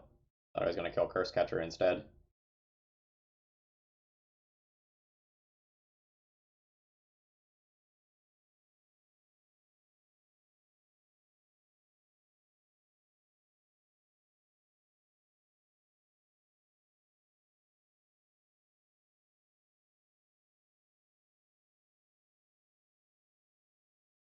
Well, Uro puts me to 8 and keeps me alive.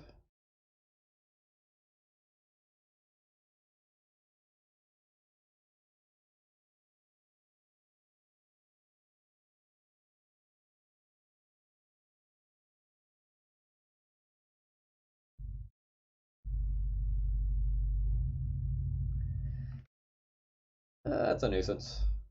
Alright, I could have played this one a little bit better.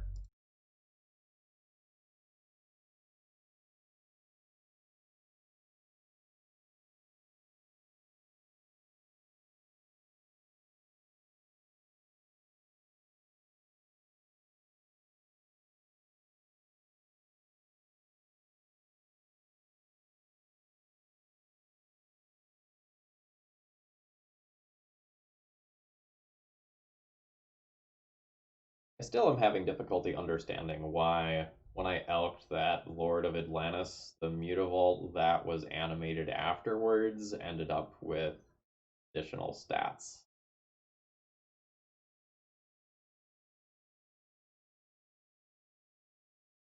Very strange. I obviously like don't want to sit here and sort through the layers on stream, but that's very unintuitive.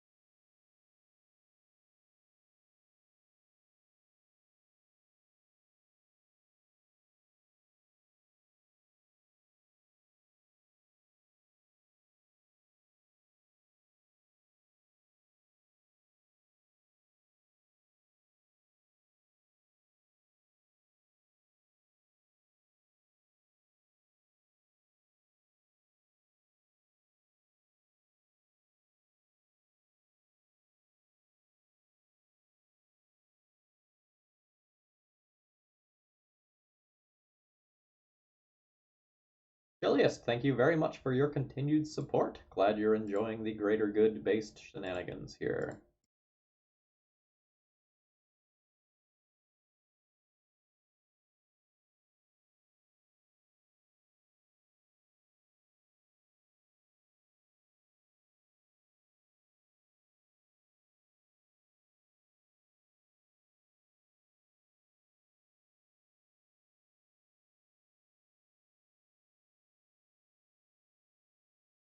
The good news is that I have force of will for likely whatever combo shenanigans my opponent is running. Bad news is I am lacking lands at this current time.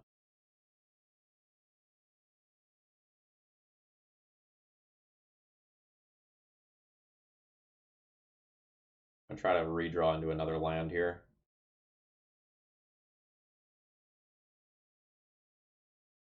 Ooh. Having Force of Will plus Veil of Summer will make fights very winnable in future turns, though. But if opponent like tries to combo off here with backup, it's not great for me.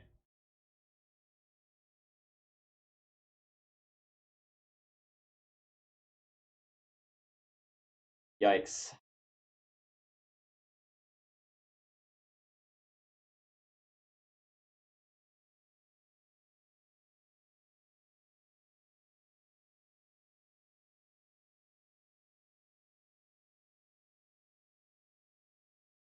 I'll cycle Unearth at their end step if they don't do anything.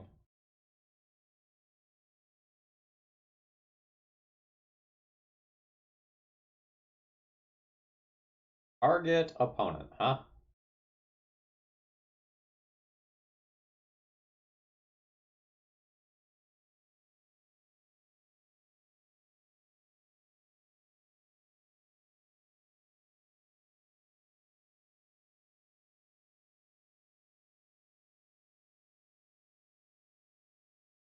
Are we going harder here?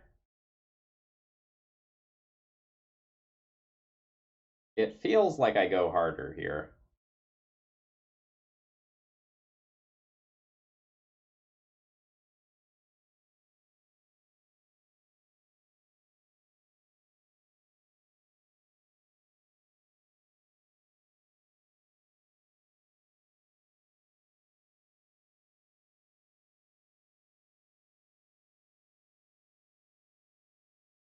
I don't think there's any way that I'm cycling main phase when I have a Veil of Summer in my hand.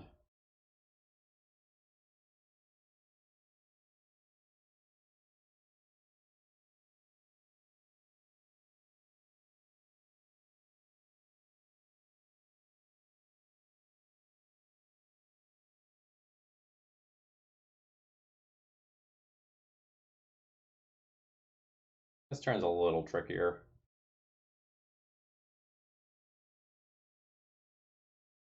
I think the plan is just cast an Ice Fang on my opponent's turn. Pick this Ominous Seas up by 1, while also representing various things.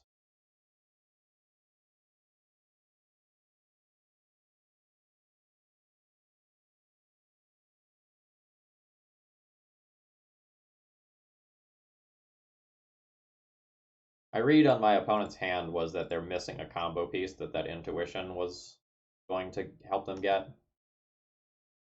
Oh, that's a great pickup.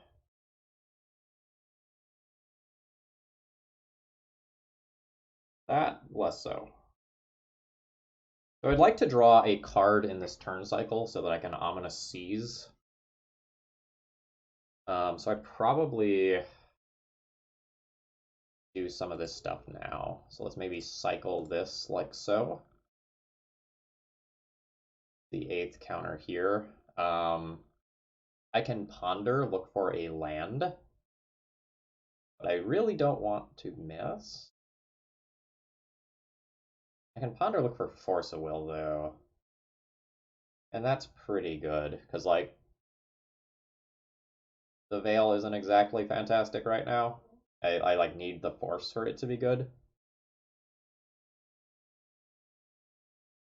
So let's go ahead and do that. There we go.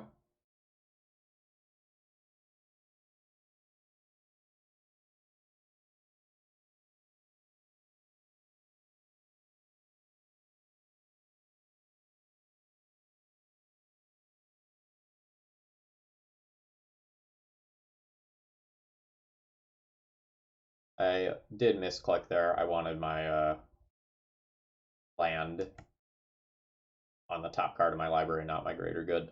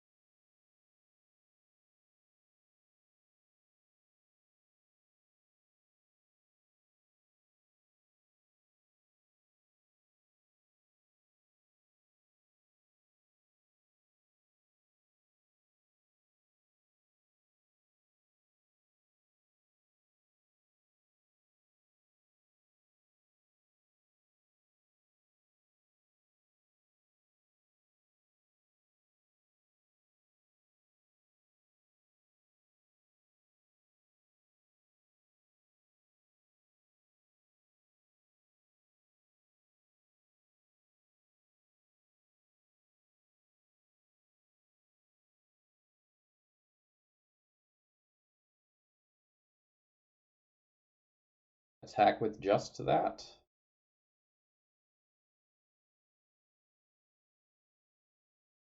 Leave back 6 permanents to sacrifice to Annihilator plus the ability to double block.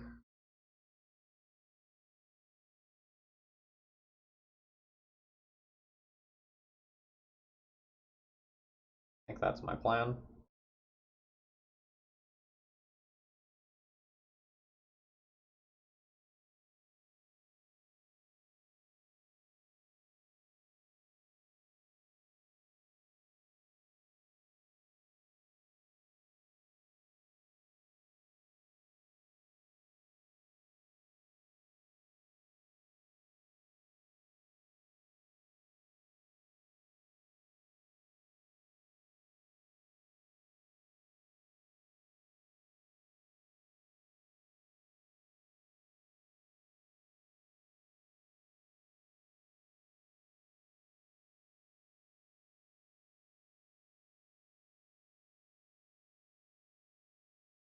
Do I just take 15?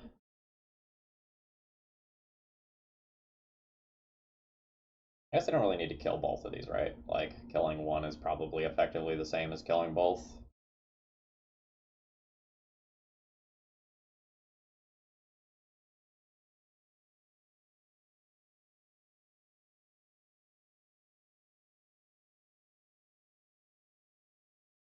I think that's correct.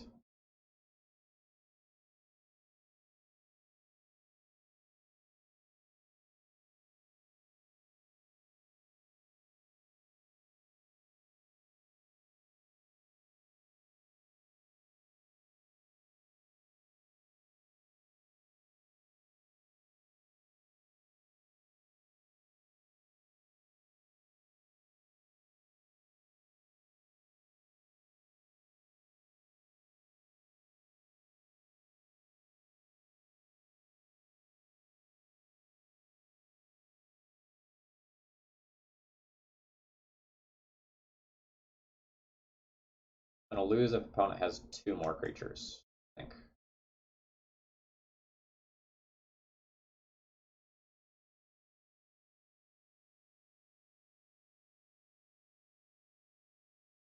I can activate Sneak and block here.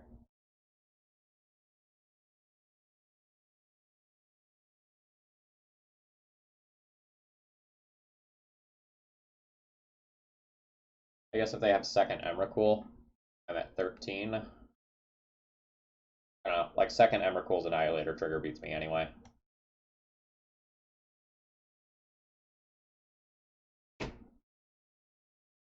Cool.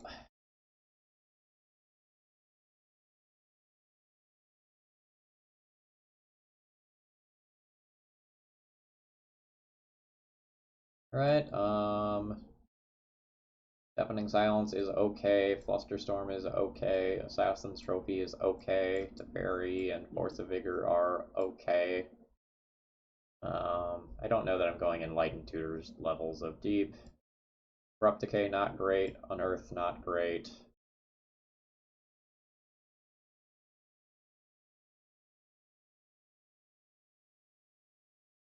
Probably don't need a billion of these.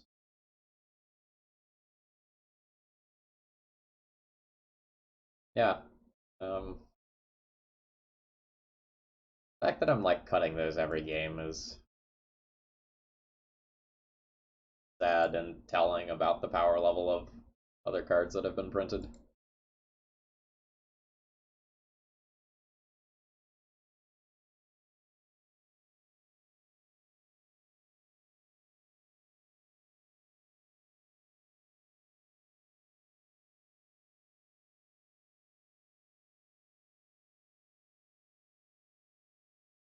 Eep. This is a weird one. Like, I kind of have too many of the same side of the deck, so to speak. Should have fetched with Delta there.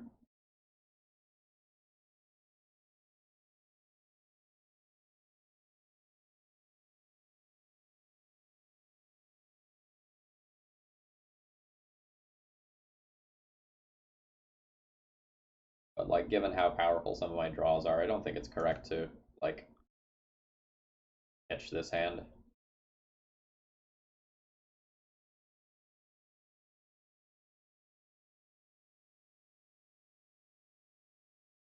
Yeah. Yeah.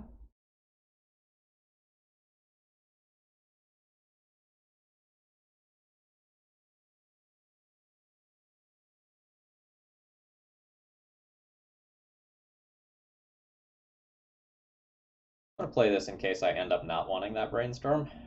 I think I want that brainstorm, but things can change.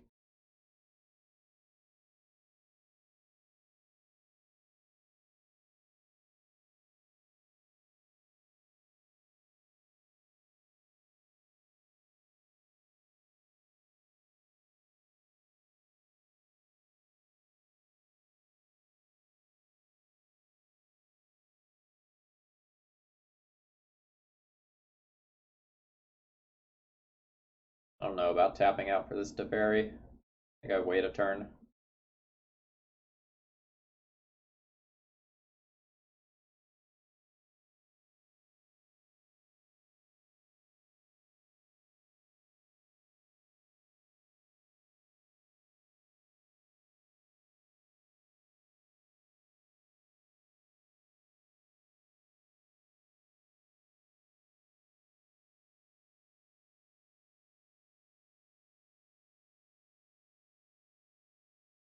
My Deafening Silence hurts me a bit. I think I need to hope that they can't kill me this turn, and then Force of Vigor the sneak attack and Lotus Petal. Seems like that's my line. It just sucks.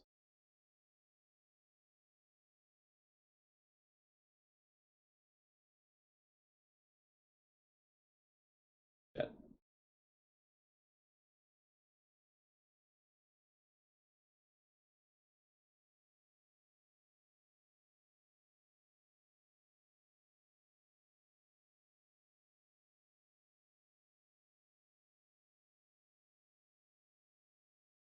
At least it's not Emrakul.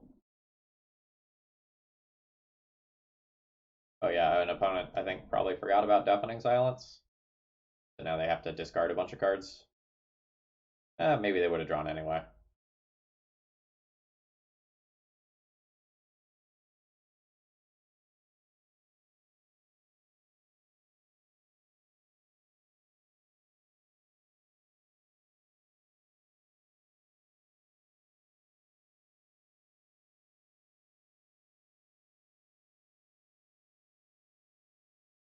Please draw cards to look for Force of Will. Rats.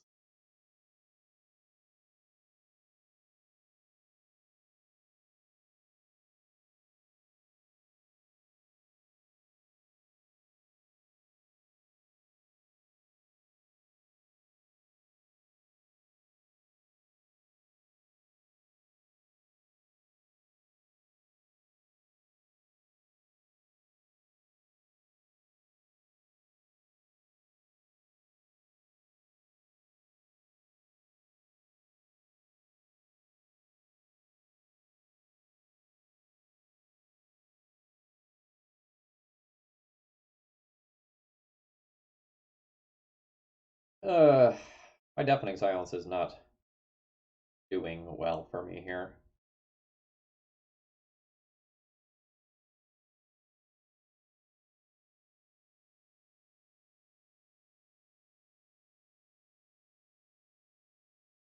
I have one Assassin's Trophy that's a black card.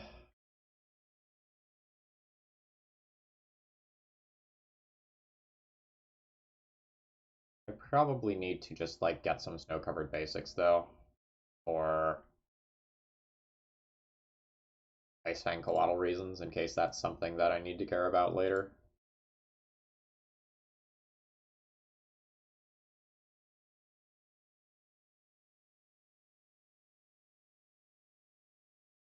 And my own Deafening Silence is destroying me.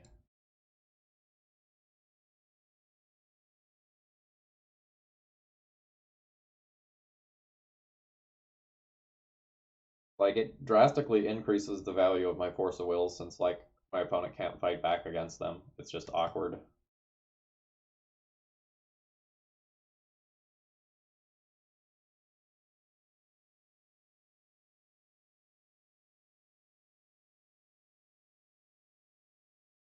Yep.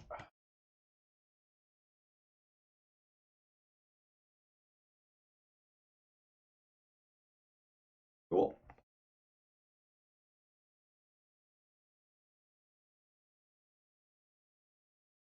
Alright, I'm gonna run to the restroom real quick. I'll be right back.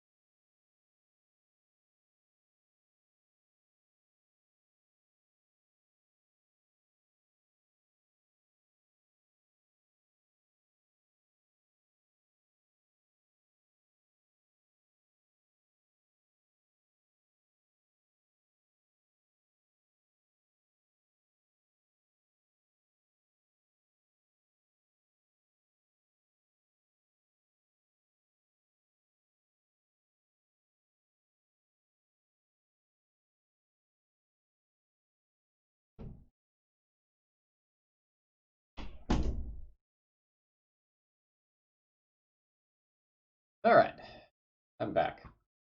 As we queue into the last round here, I just want to say that I am accepting donations again for the month of August now. Price point has changed. That information is available below the stream here or up on Thraben University. Now, $15, or you can pay with ticks or chests for a normal legacy deck submission, or $20 for brews, death, and taxes, and decks that will likely lose most of their matches.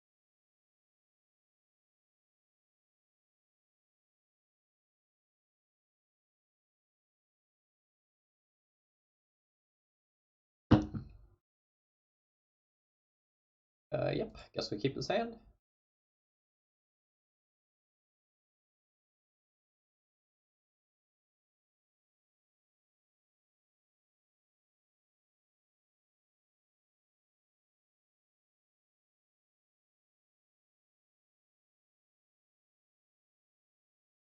We're looking to force a Thought-Knot Seer and then resolve an Oko.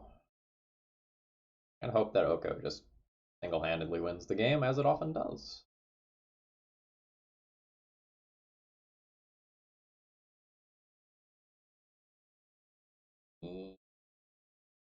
I'll ponder. I want to find something to do on turn 2. None of those things are something to do on turn 2.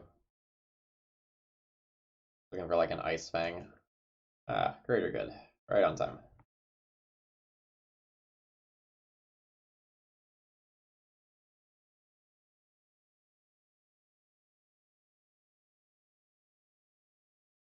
Hmm.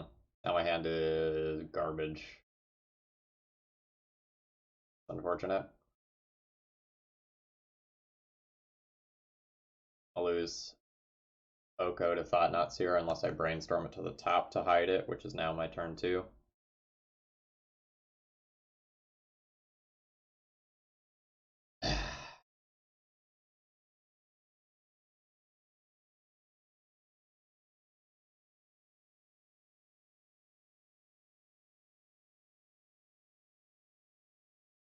Hoping to hit Swords to Plowshares. The issue with that is that my Tundra is in my hand.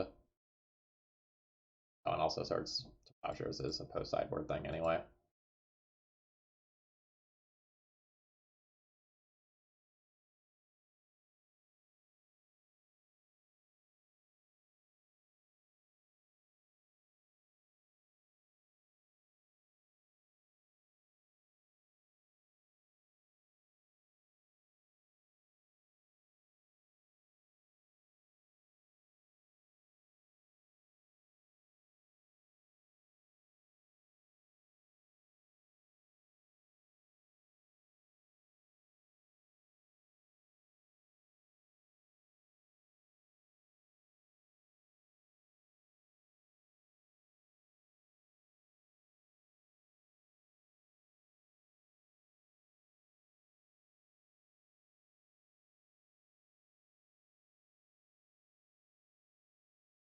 My Oko isn't even all that good here, fortunately.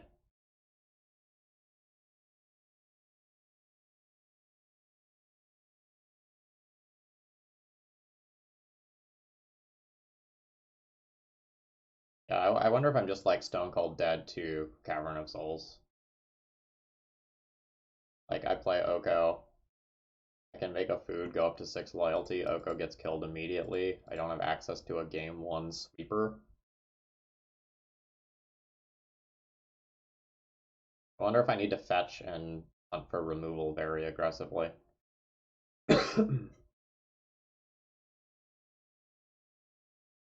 That feels very bad. I don't think I'm winning the game if I take my Oko here.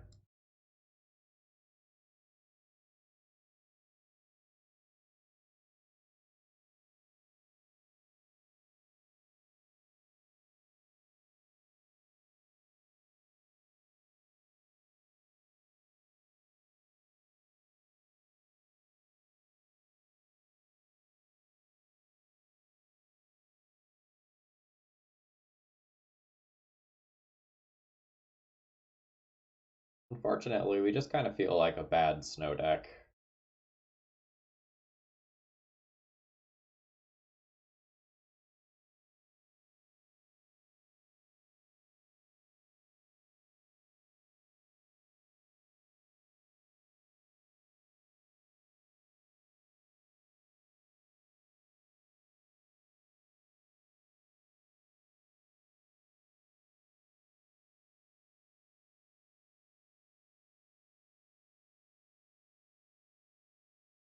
Yep.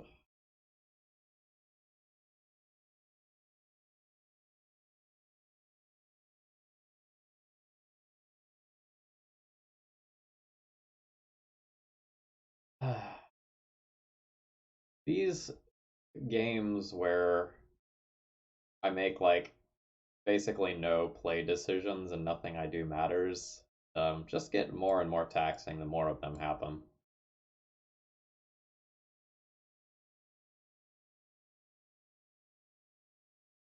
All right, we had to board in a decent sized pile of removal.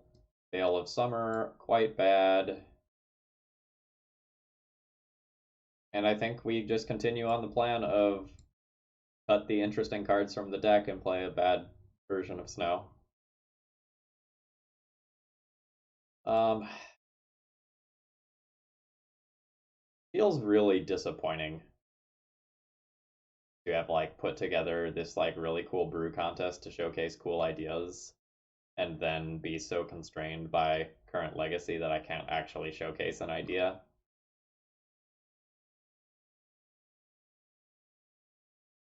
It's a big mental blow.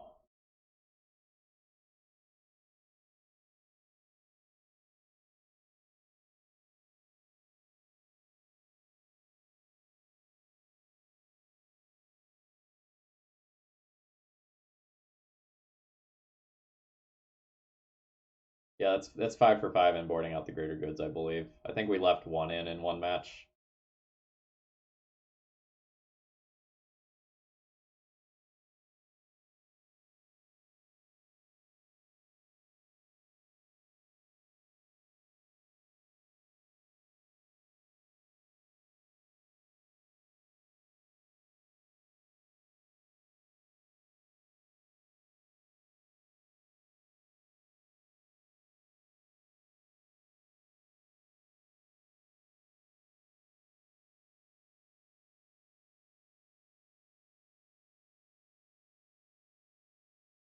All right, hand is pretty great.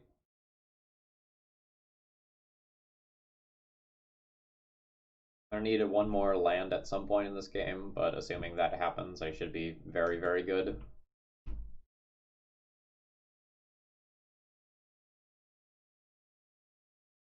Like, my opponent has Cavern, the Force of Will, can just be Brainstorm food instead.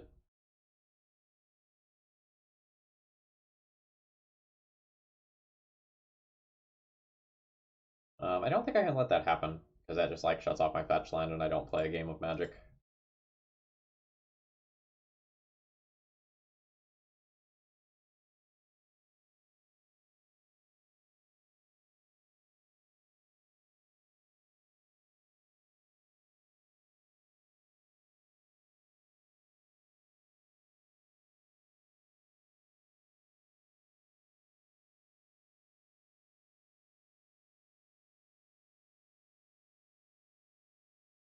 So I now have Ice Fang Coatl to trade with a creature, Swords to Plowshares to trade with 2 creatures, and Oko to hopefully win the game. Fine.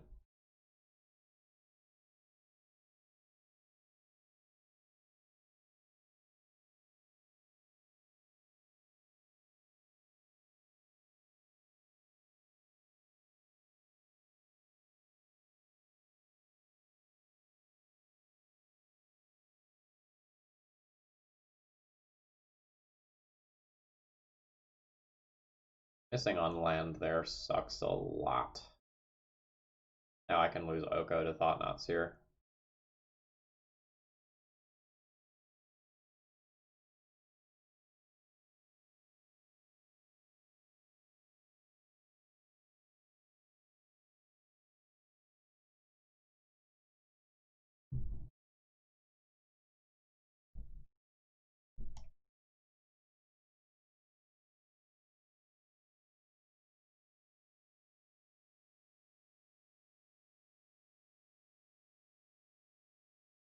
Yeah, I'll accept the 1-for-1 trade.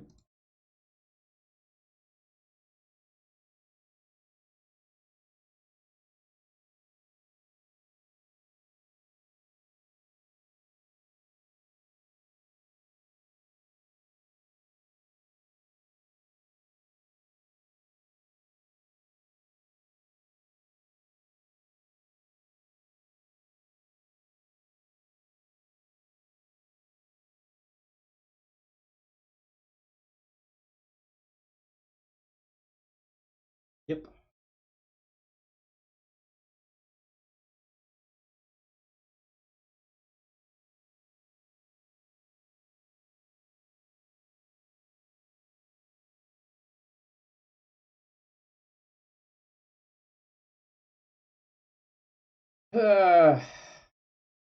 Do I dig for a land? I think I dig for a land.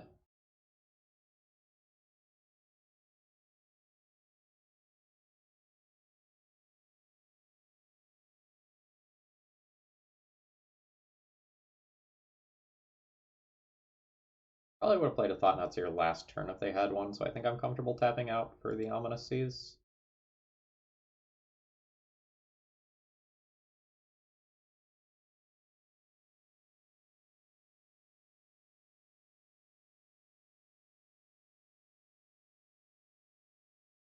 Like an 8/8 is bigger than pretty much anything that they can generate, so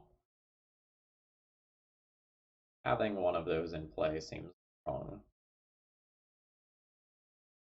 Now I have 3 different Haymakers backed up by 1.5 removal spells.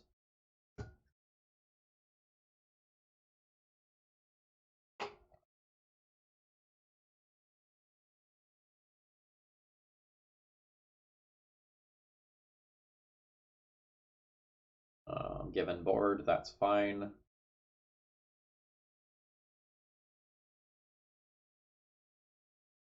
Ooh. They either have no threat or they have a very large threat.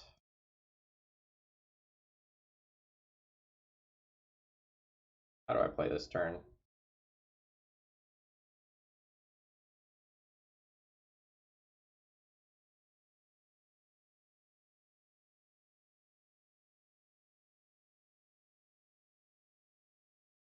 Uro probably wins me the game if I find one more land.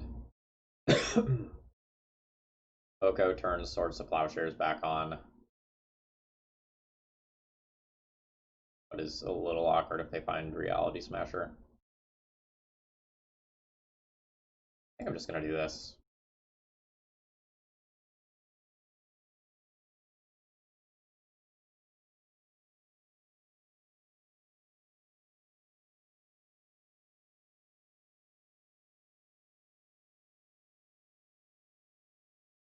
I just like don't super want to give them a creature yet. And like I don't necessarily want to get rid of my own Astrolabe when I need the white to cast the Swords to Plowshares, which would be the reason why I'm elking this in the first place. That's pretty good.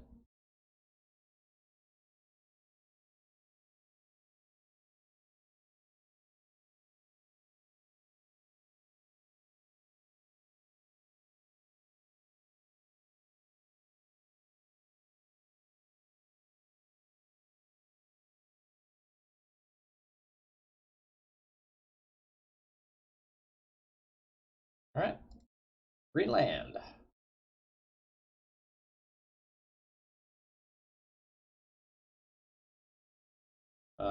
That works because Astrolabe is dumb.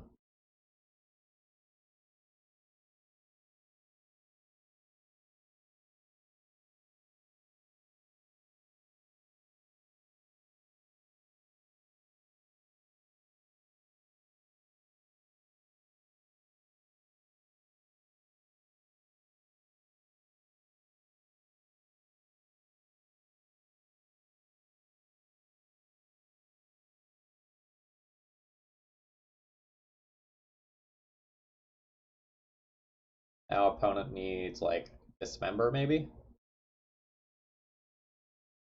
My opponent might just die next turn depending on what they do. Because like I have 9 potential represented damage.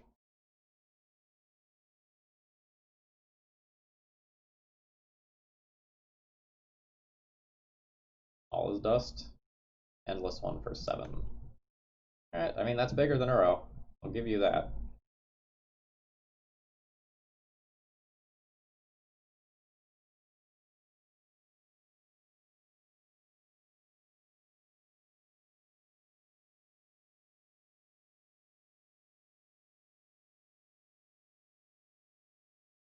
Let's see. Now it's Play Oko, Elk, Swords to Plowshares, Endless One. Attack in with Uro, maybe trade Uro for Reality Smasher.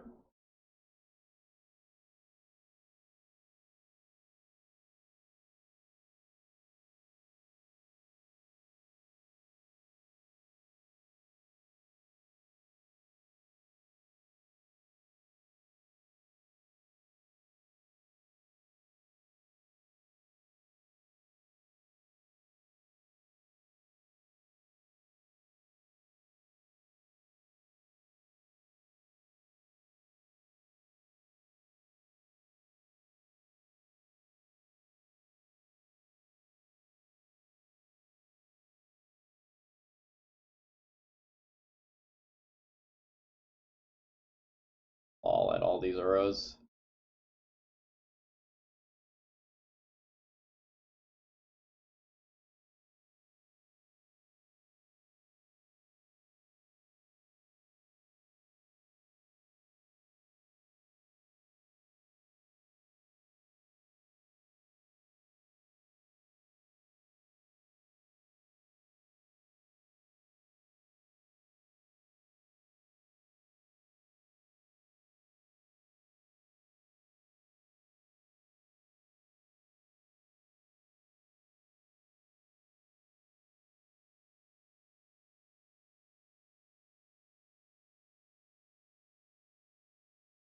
I just Astrolabe now and ponder next turn. It's possible I'm supposed to ponder for Force of Will, though.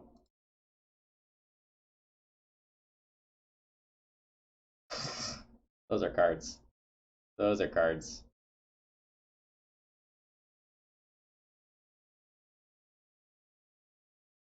Alright, my opponent is just done with me.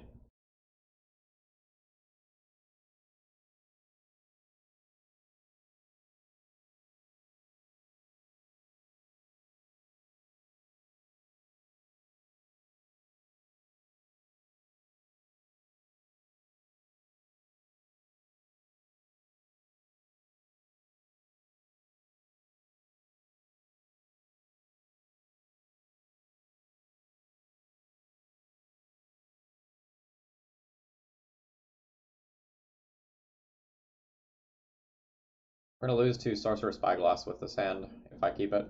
I'm going to keep it because otherwise it's quite good. But Sorcerer Spyglass on Prismatic Vista is a turn 1 win.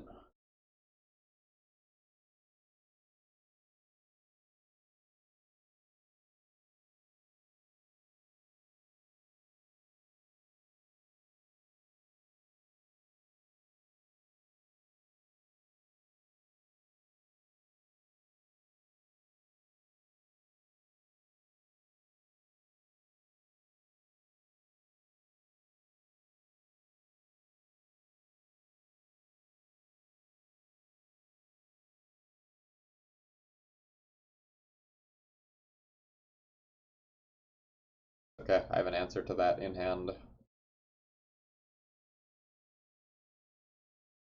Second Teferi is admittedly not very good. Now we're like kind of too much of the same thing, like double Uro, double Teferi is not really where I want it to be. Really wanted something like an Ice Fang Coatl there.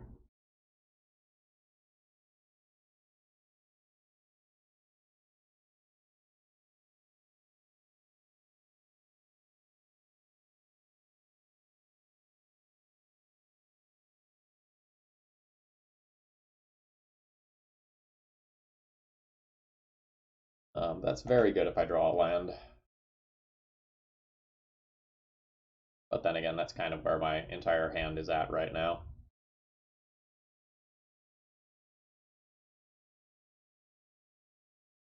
I think I die if I miss on my next land drop.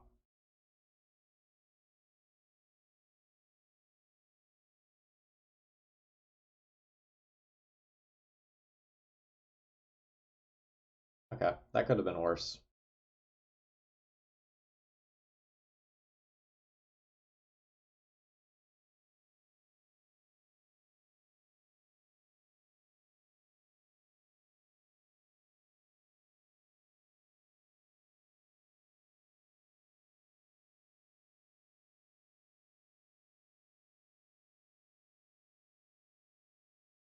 Given that my opponent has one card in hand, I think I will. Hmm. It's kind of awkward, isn't it? Because this is my third land. Dead of Winter is -3, -3.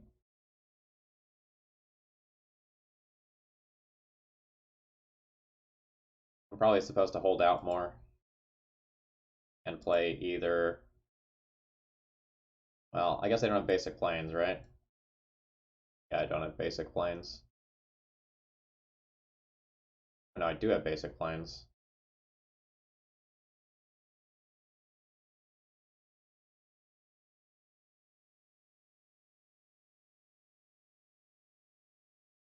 This is awkward because I'm not really putting cards in the graveyard to bring Uro back. Fairy bouncing that, like, Teferi bouncing most of the board isn't that good. I think I'm just going to play Uro. It sucks that this basic swamp that I want to get isn't working towards getting it back. But I don't think I can take Dead of Winter as a 1-for-1 here.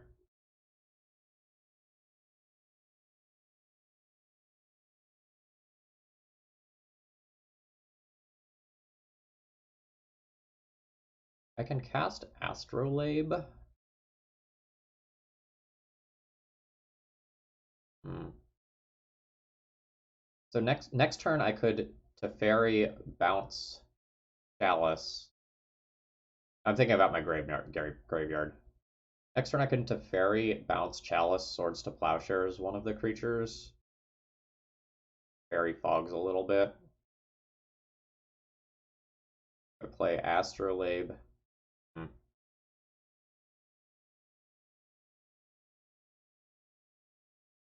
If I draw a land, I can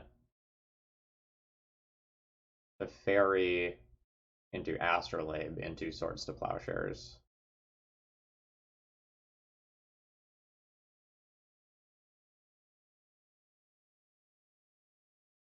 Trying to figure out if I am supposed to like Astrolabe or Teferi this turn.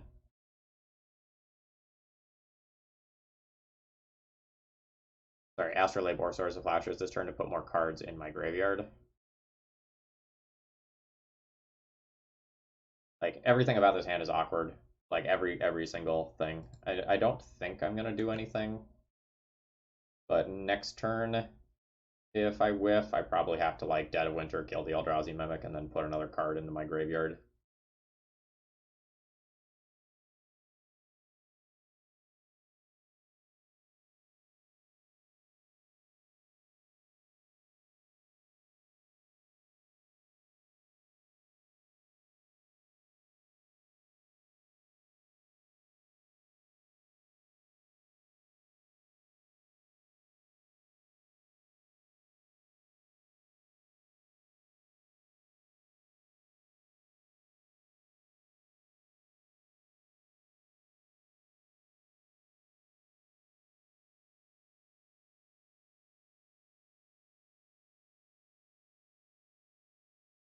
Redraw.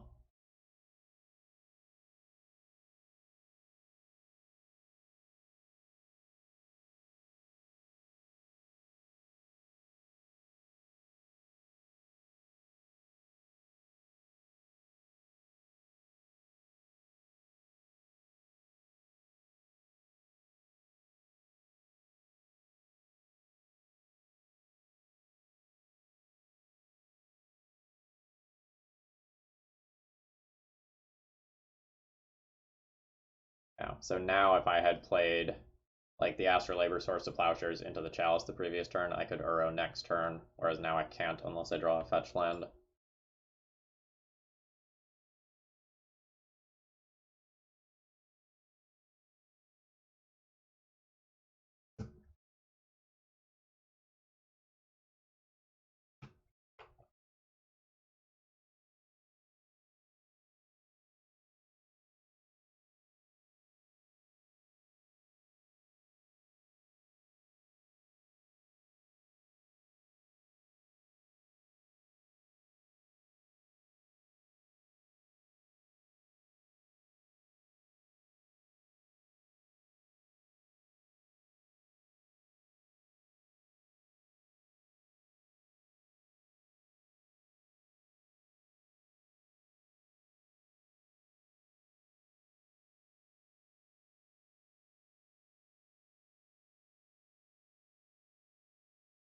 The fairy bounce Alice into Astrolabe into Swords to Plowshares. Seems fine.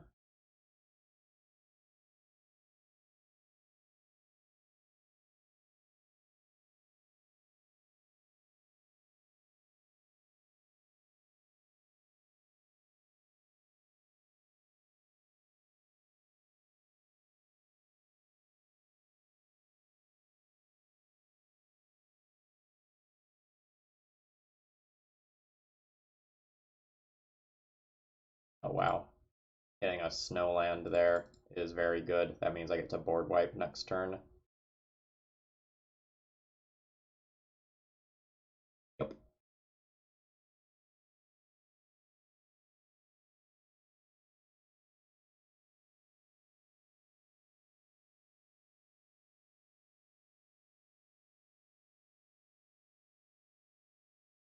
Yeah, we'll see if Dead of Winter or Uro ends up sounding like a better play.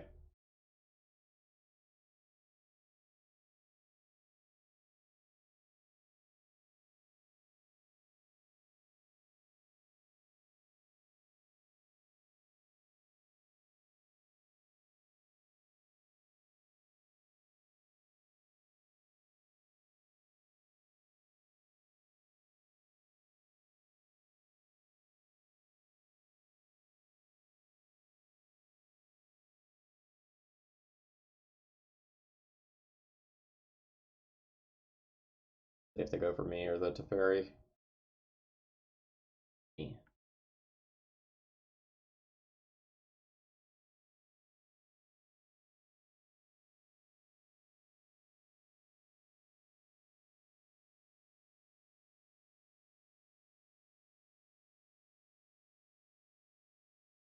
Ooh, opponent does have Caracas, huh? Is slightly awkward. Still good.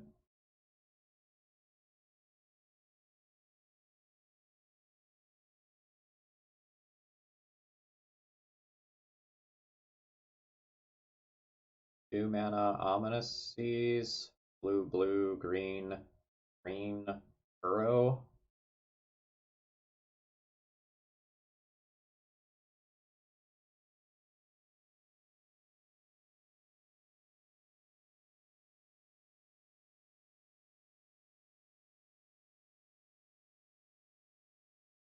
Astrolabe makes it a green. Everything's a green.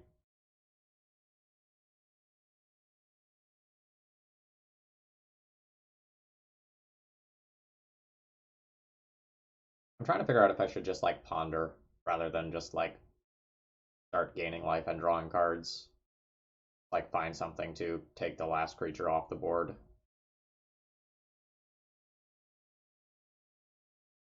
Reality Smasher off the top is like the thing that I'm scared of. Alright, the Chalice that I didn't care about as of 30 seconds ago. Alright, let's do the Ominous Seas line then.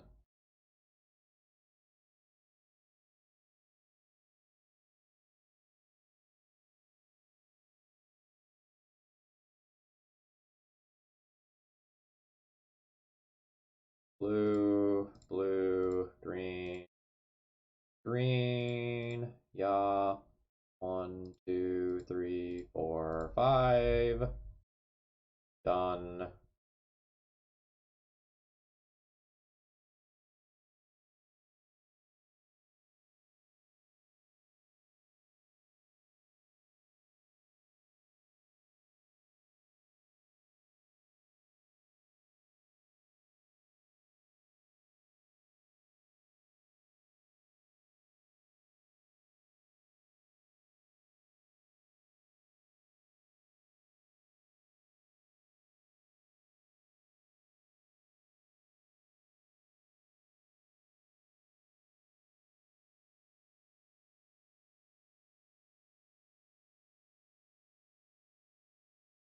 Alright. Please don't Reality Smash reminds me for not Dead of Wintering, just Eldrazi Mimic. 1, 2, 3, 4, 5, 6.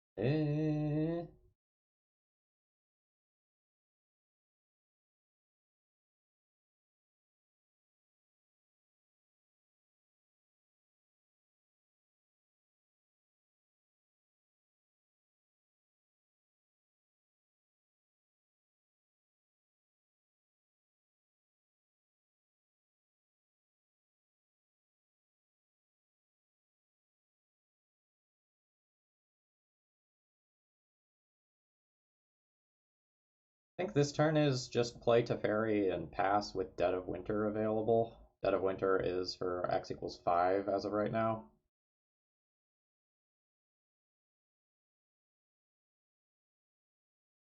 Which beats Reality Smasher. But opponent getting a land so they could like continuously Eye of Ugin is like real bad for me.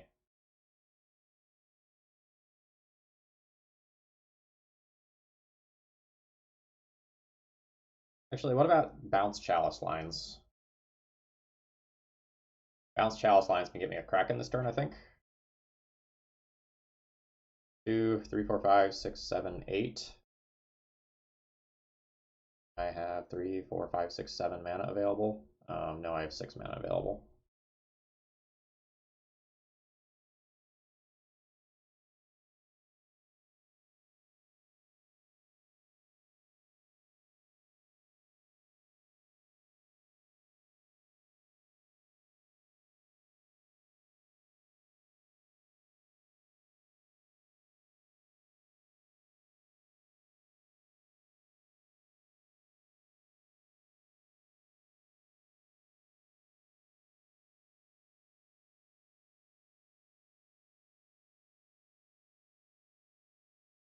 There's that land for Eye of Ugin stuff to be active.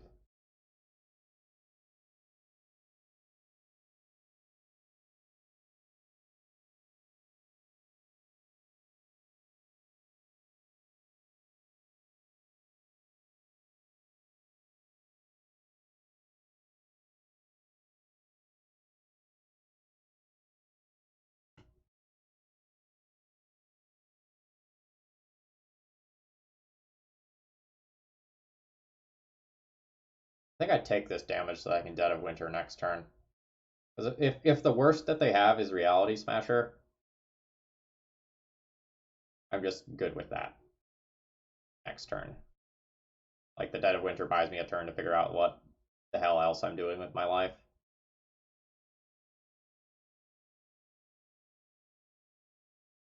Yeah, I think I'm good with this.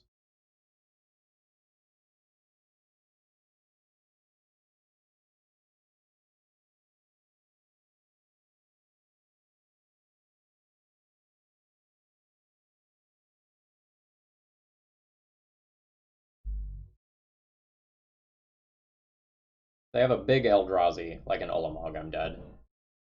I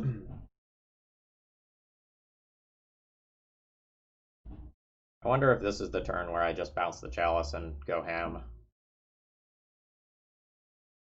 I get to pick one of Instant Speed Dead of Winter or Bounce Chalice.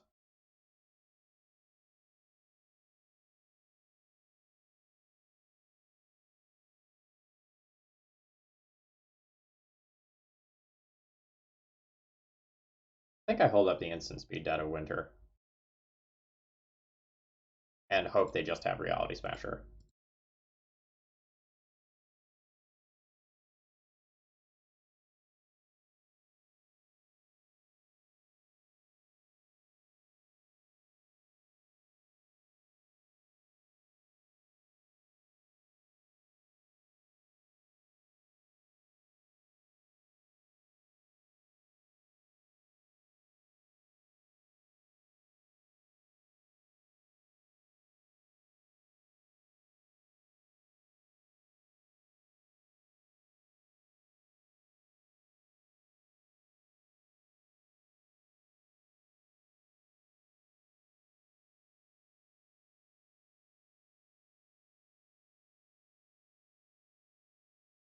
Alright, how bad is this for me? What is the damage report?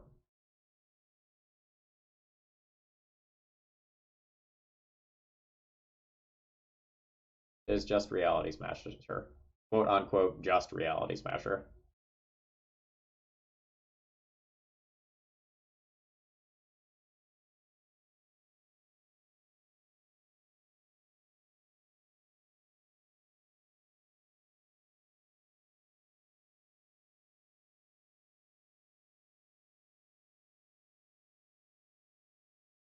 Well, that's inconvenient.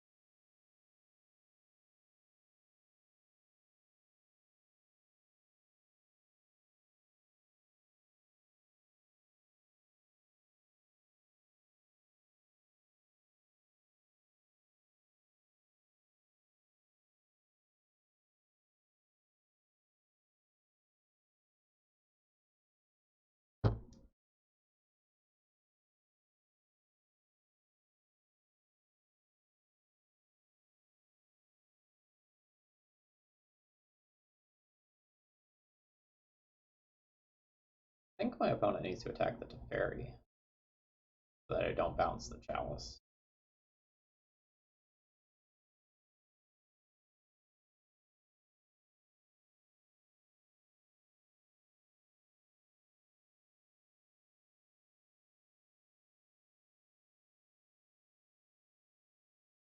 Nope.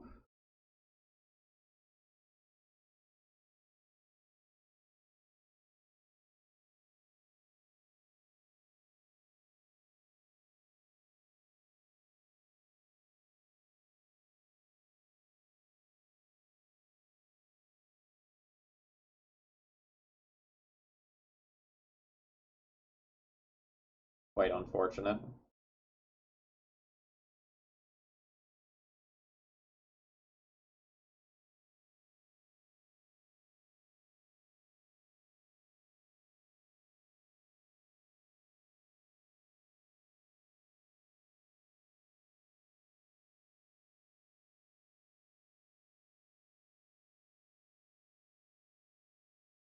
Ice Fang Coatl is one draw.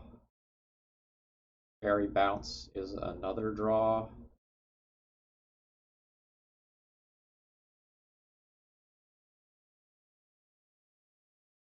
I have to like Ice Fang Coatl, see what it is. If it's not good, bounce my own Ice Fang Coatl again to get an 8/8.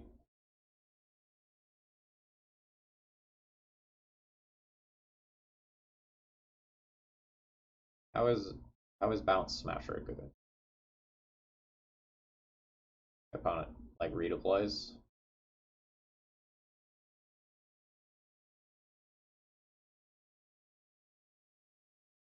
Guess that means they don't Eye of Ugin.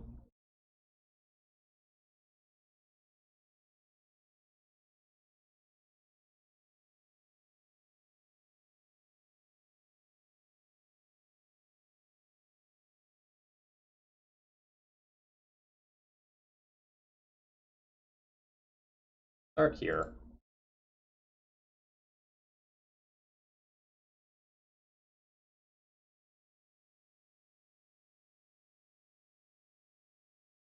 Holy shit.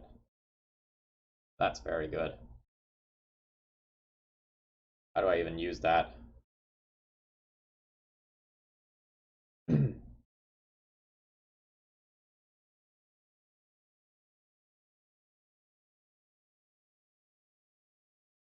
I think I just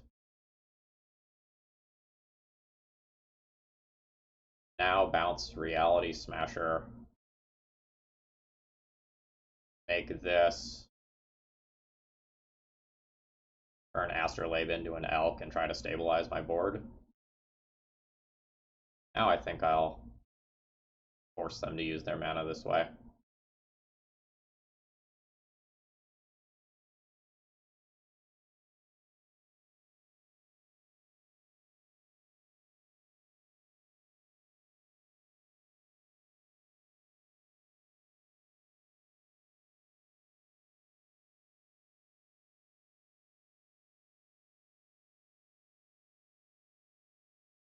Actually, I guess since this is tapped this turn, I should just make a food.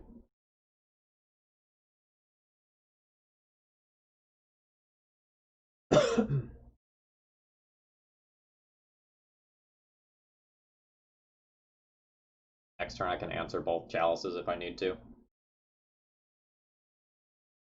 Answer both Chalices. Brainstorm, Brainstorm, Ponder is another. Brainstorm, Brainstorm, Ponder, Ponder. Or I guess one Ponder after draw step is just another Kraken.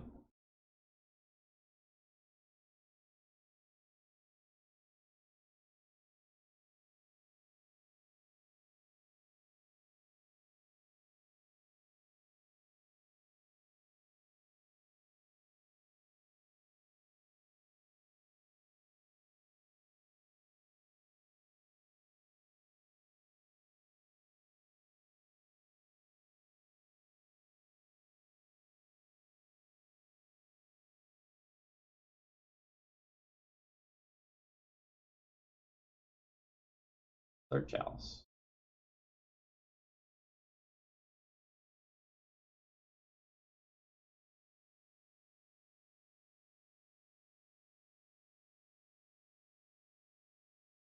Does make it slightly harder to do my thing.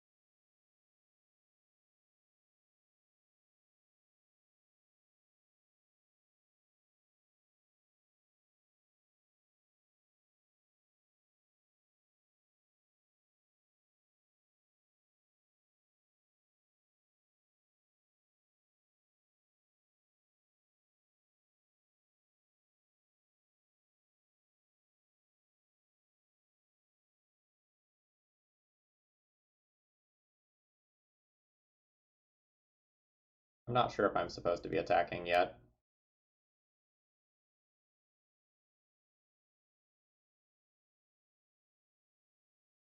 Feels like no.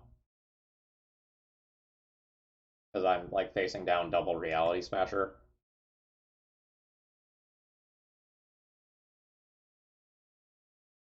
Eldrazi Displacer.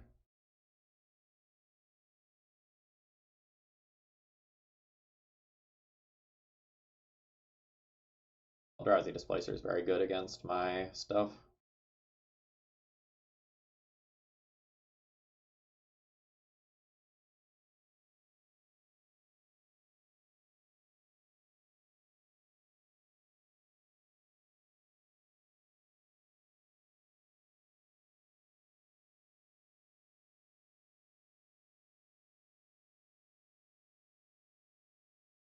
That's counterable.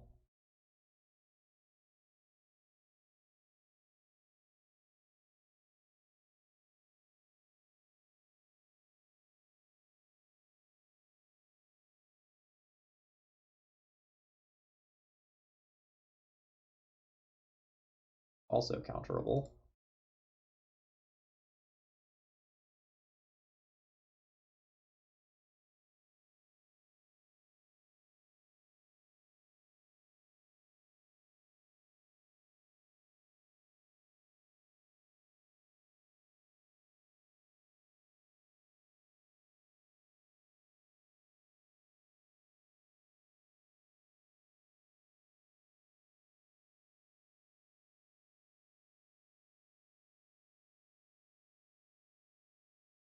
We probably start with the obligatory play of turning Eldrazi Displacer into an Elk so that doesn't just like mess with everything that I have forever.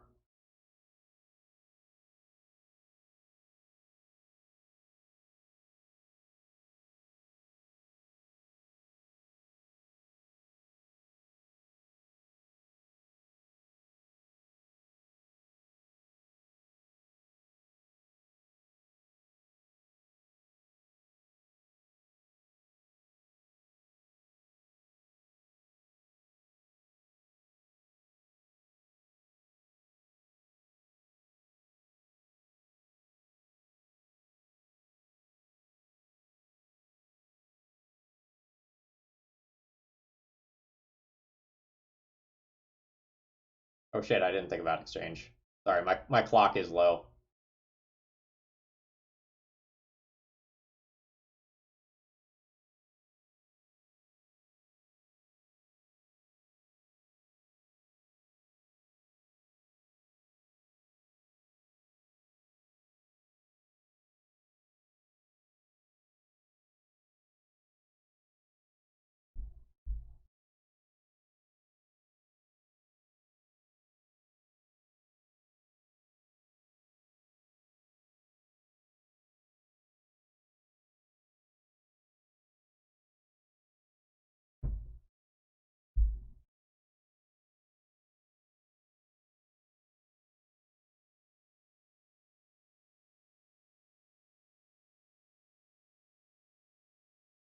I need Assassin's Trophy for Iovian, maybe.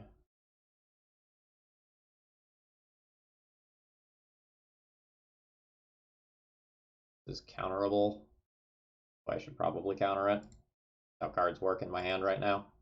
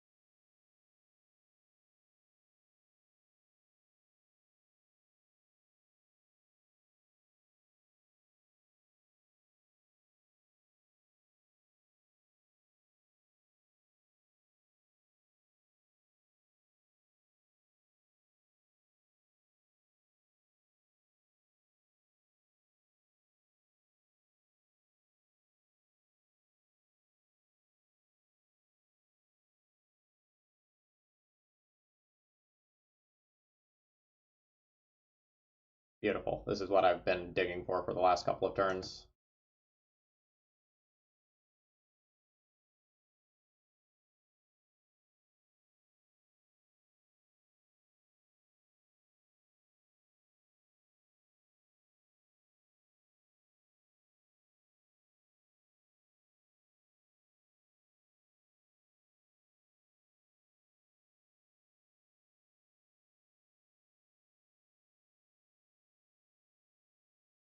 I think I now get to turn the corner and start attacking next turn.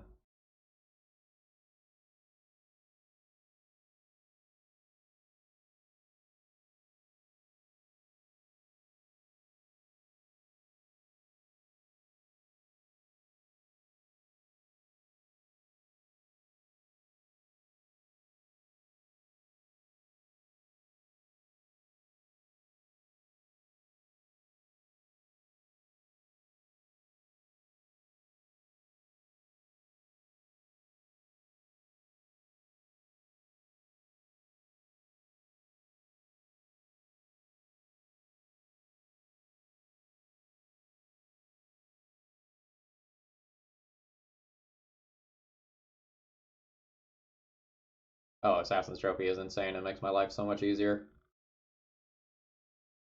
I wish I had time to think about this, though.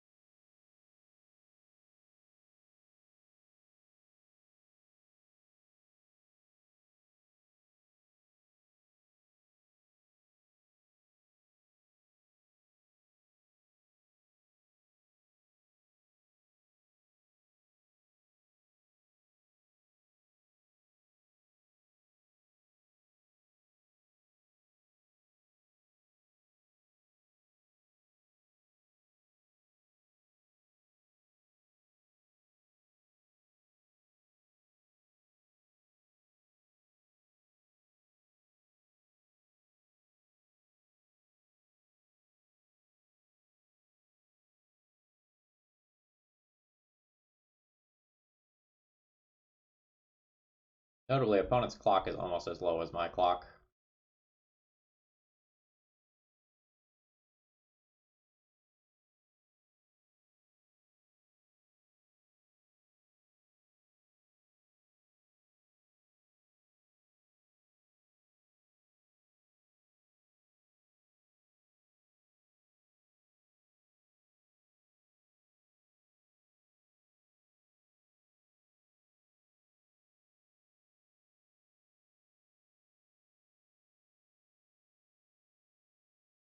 Yeah, opponent is going to time out before I do.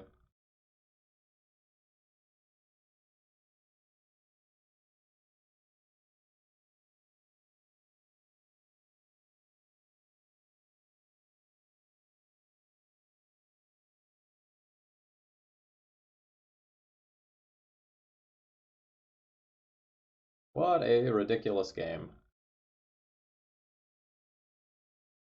That was a very interesting game of Magic, kind of. Like, it was just 2019 Planeswalkers being dumb. But the fact that we came back from a very, very horrendous situation was kind of impressive. Okay, overall thoughts on the deck.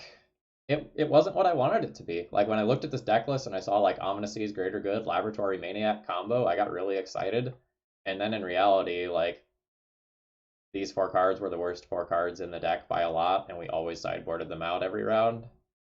So like we were just playing a worse version of a four color snow deck. Um, Kind of disappointing to say. It is what it is. I don't think the stream was particularly exciting from my end. Like it just felt boring. Like try to take over game with Oko is not a strategy that I enjoy being on either side of. Um, so like conceptually, I really like the deck list, but in practice, it just like was not awesome. Yeah, over voltage. A, hello. It's nice to see you. It's been quite some time. B, unfortunately, a lot of Magic these days looks like this.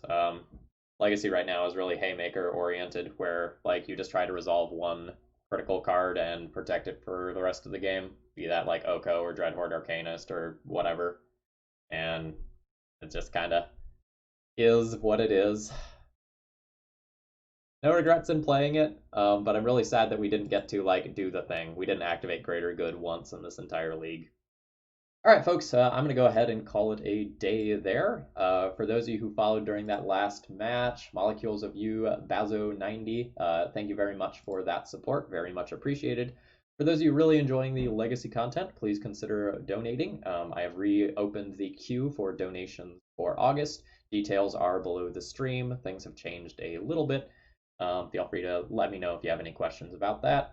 I'm going to go ahead and turn you over to Arkin now for the rest of the day. Have a great day.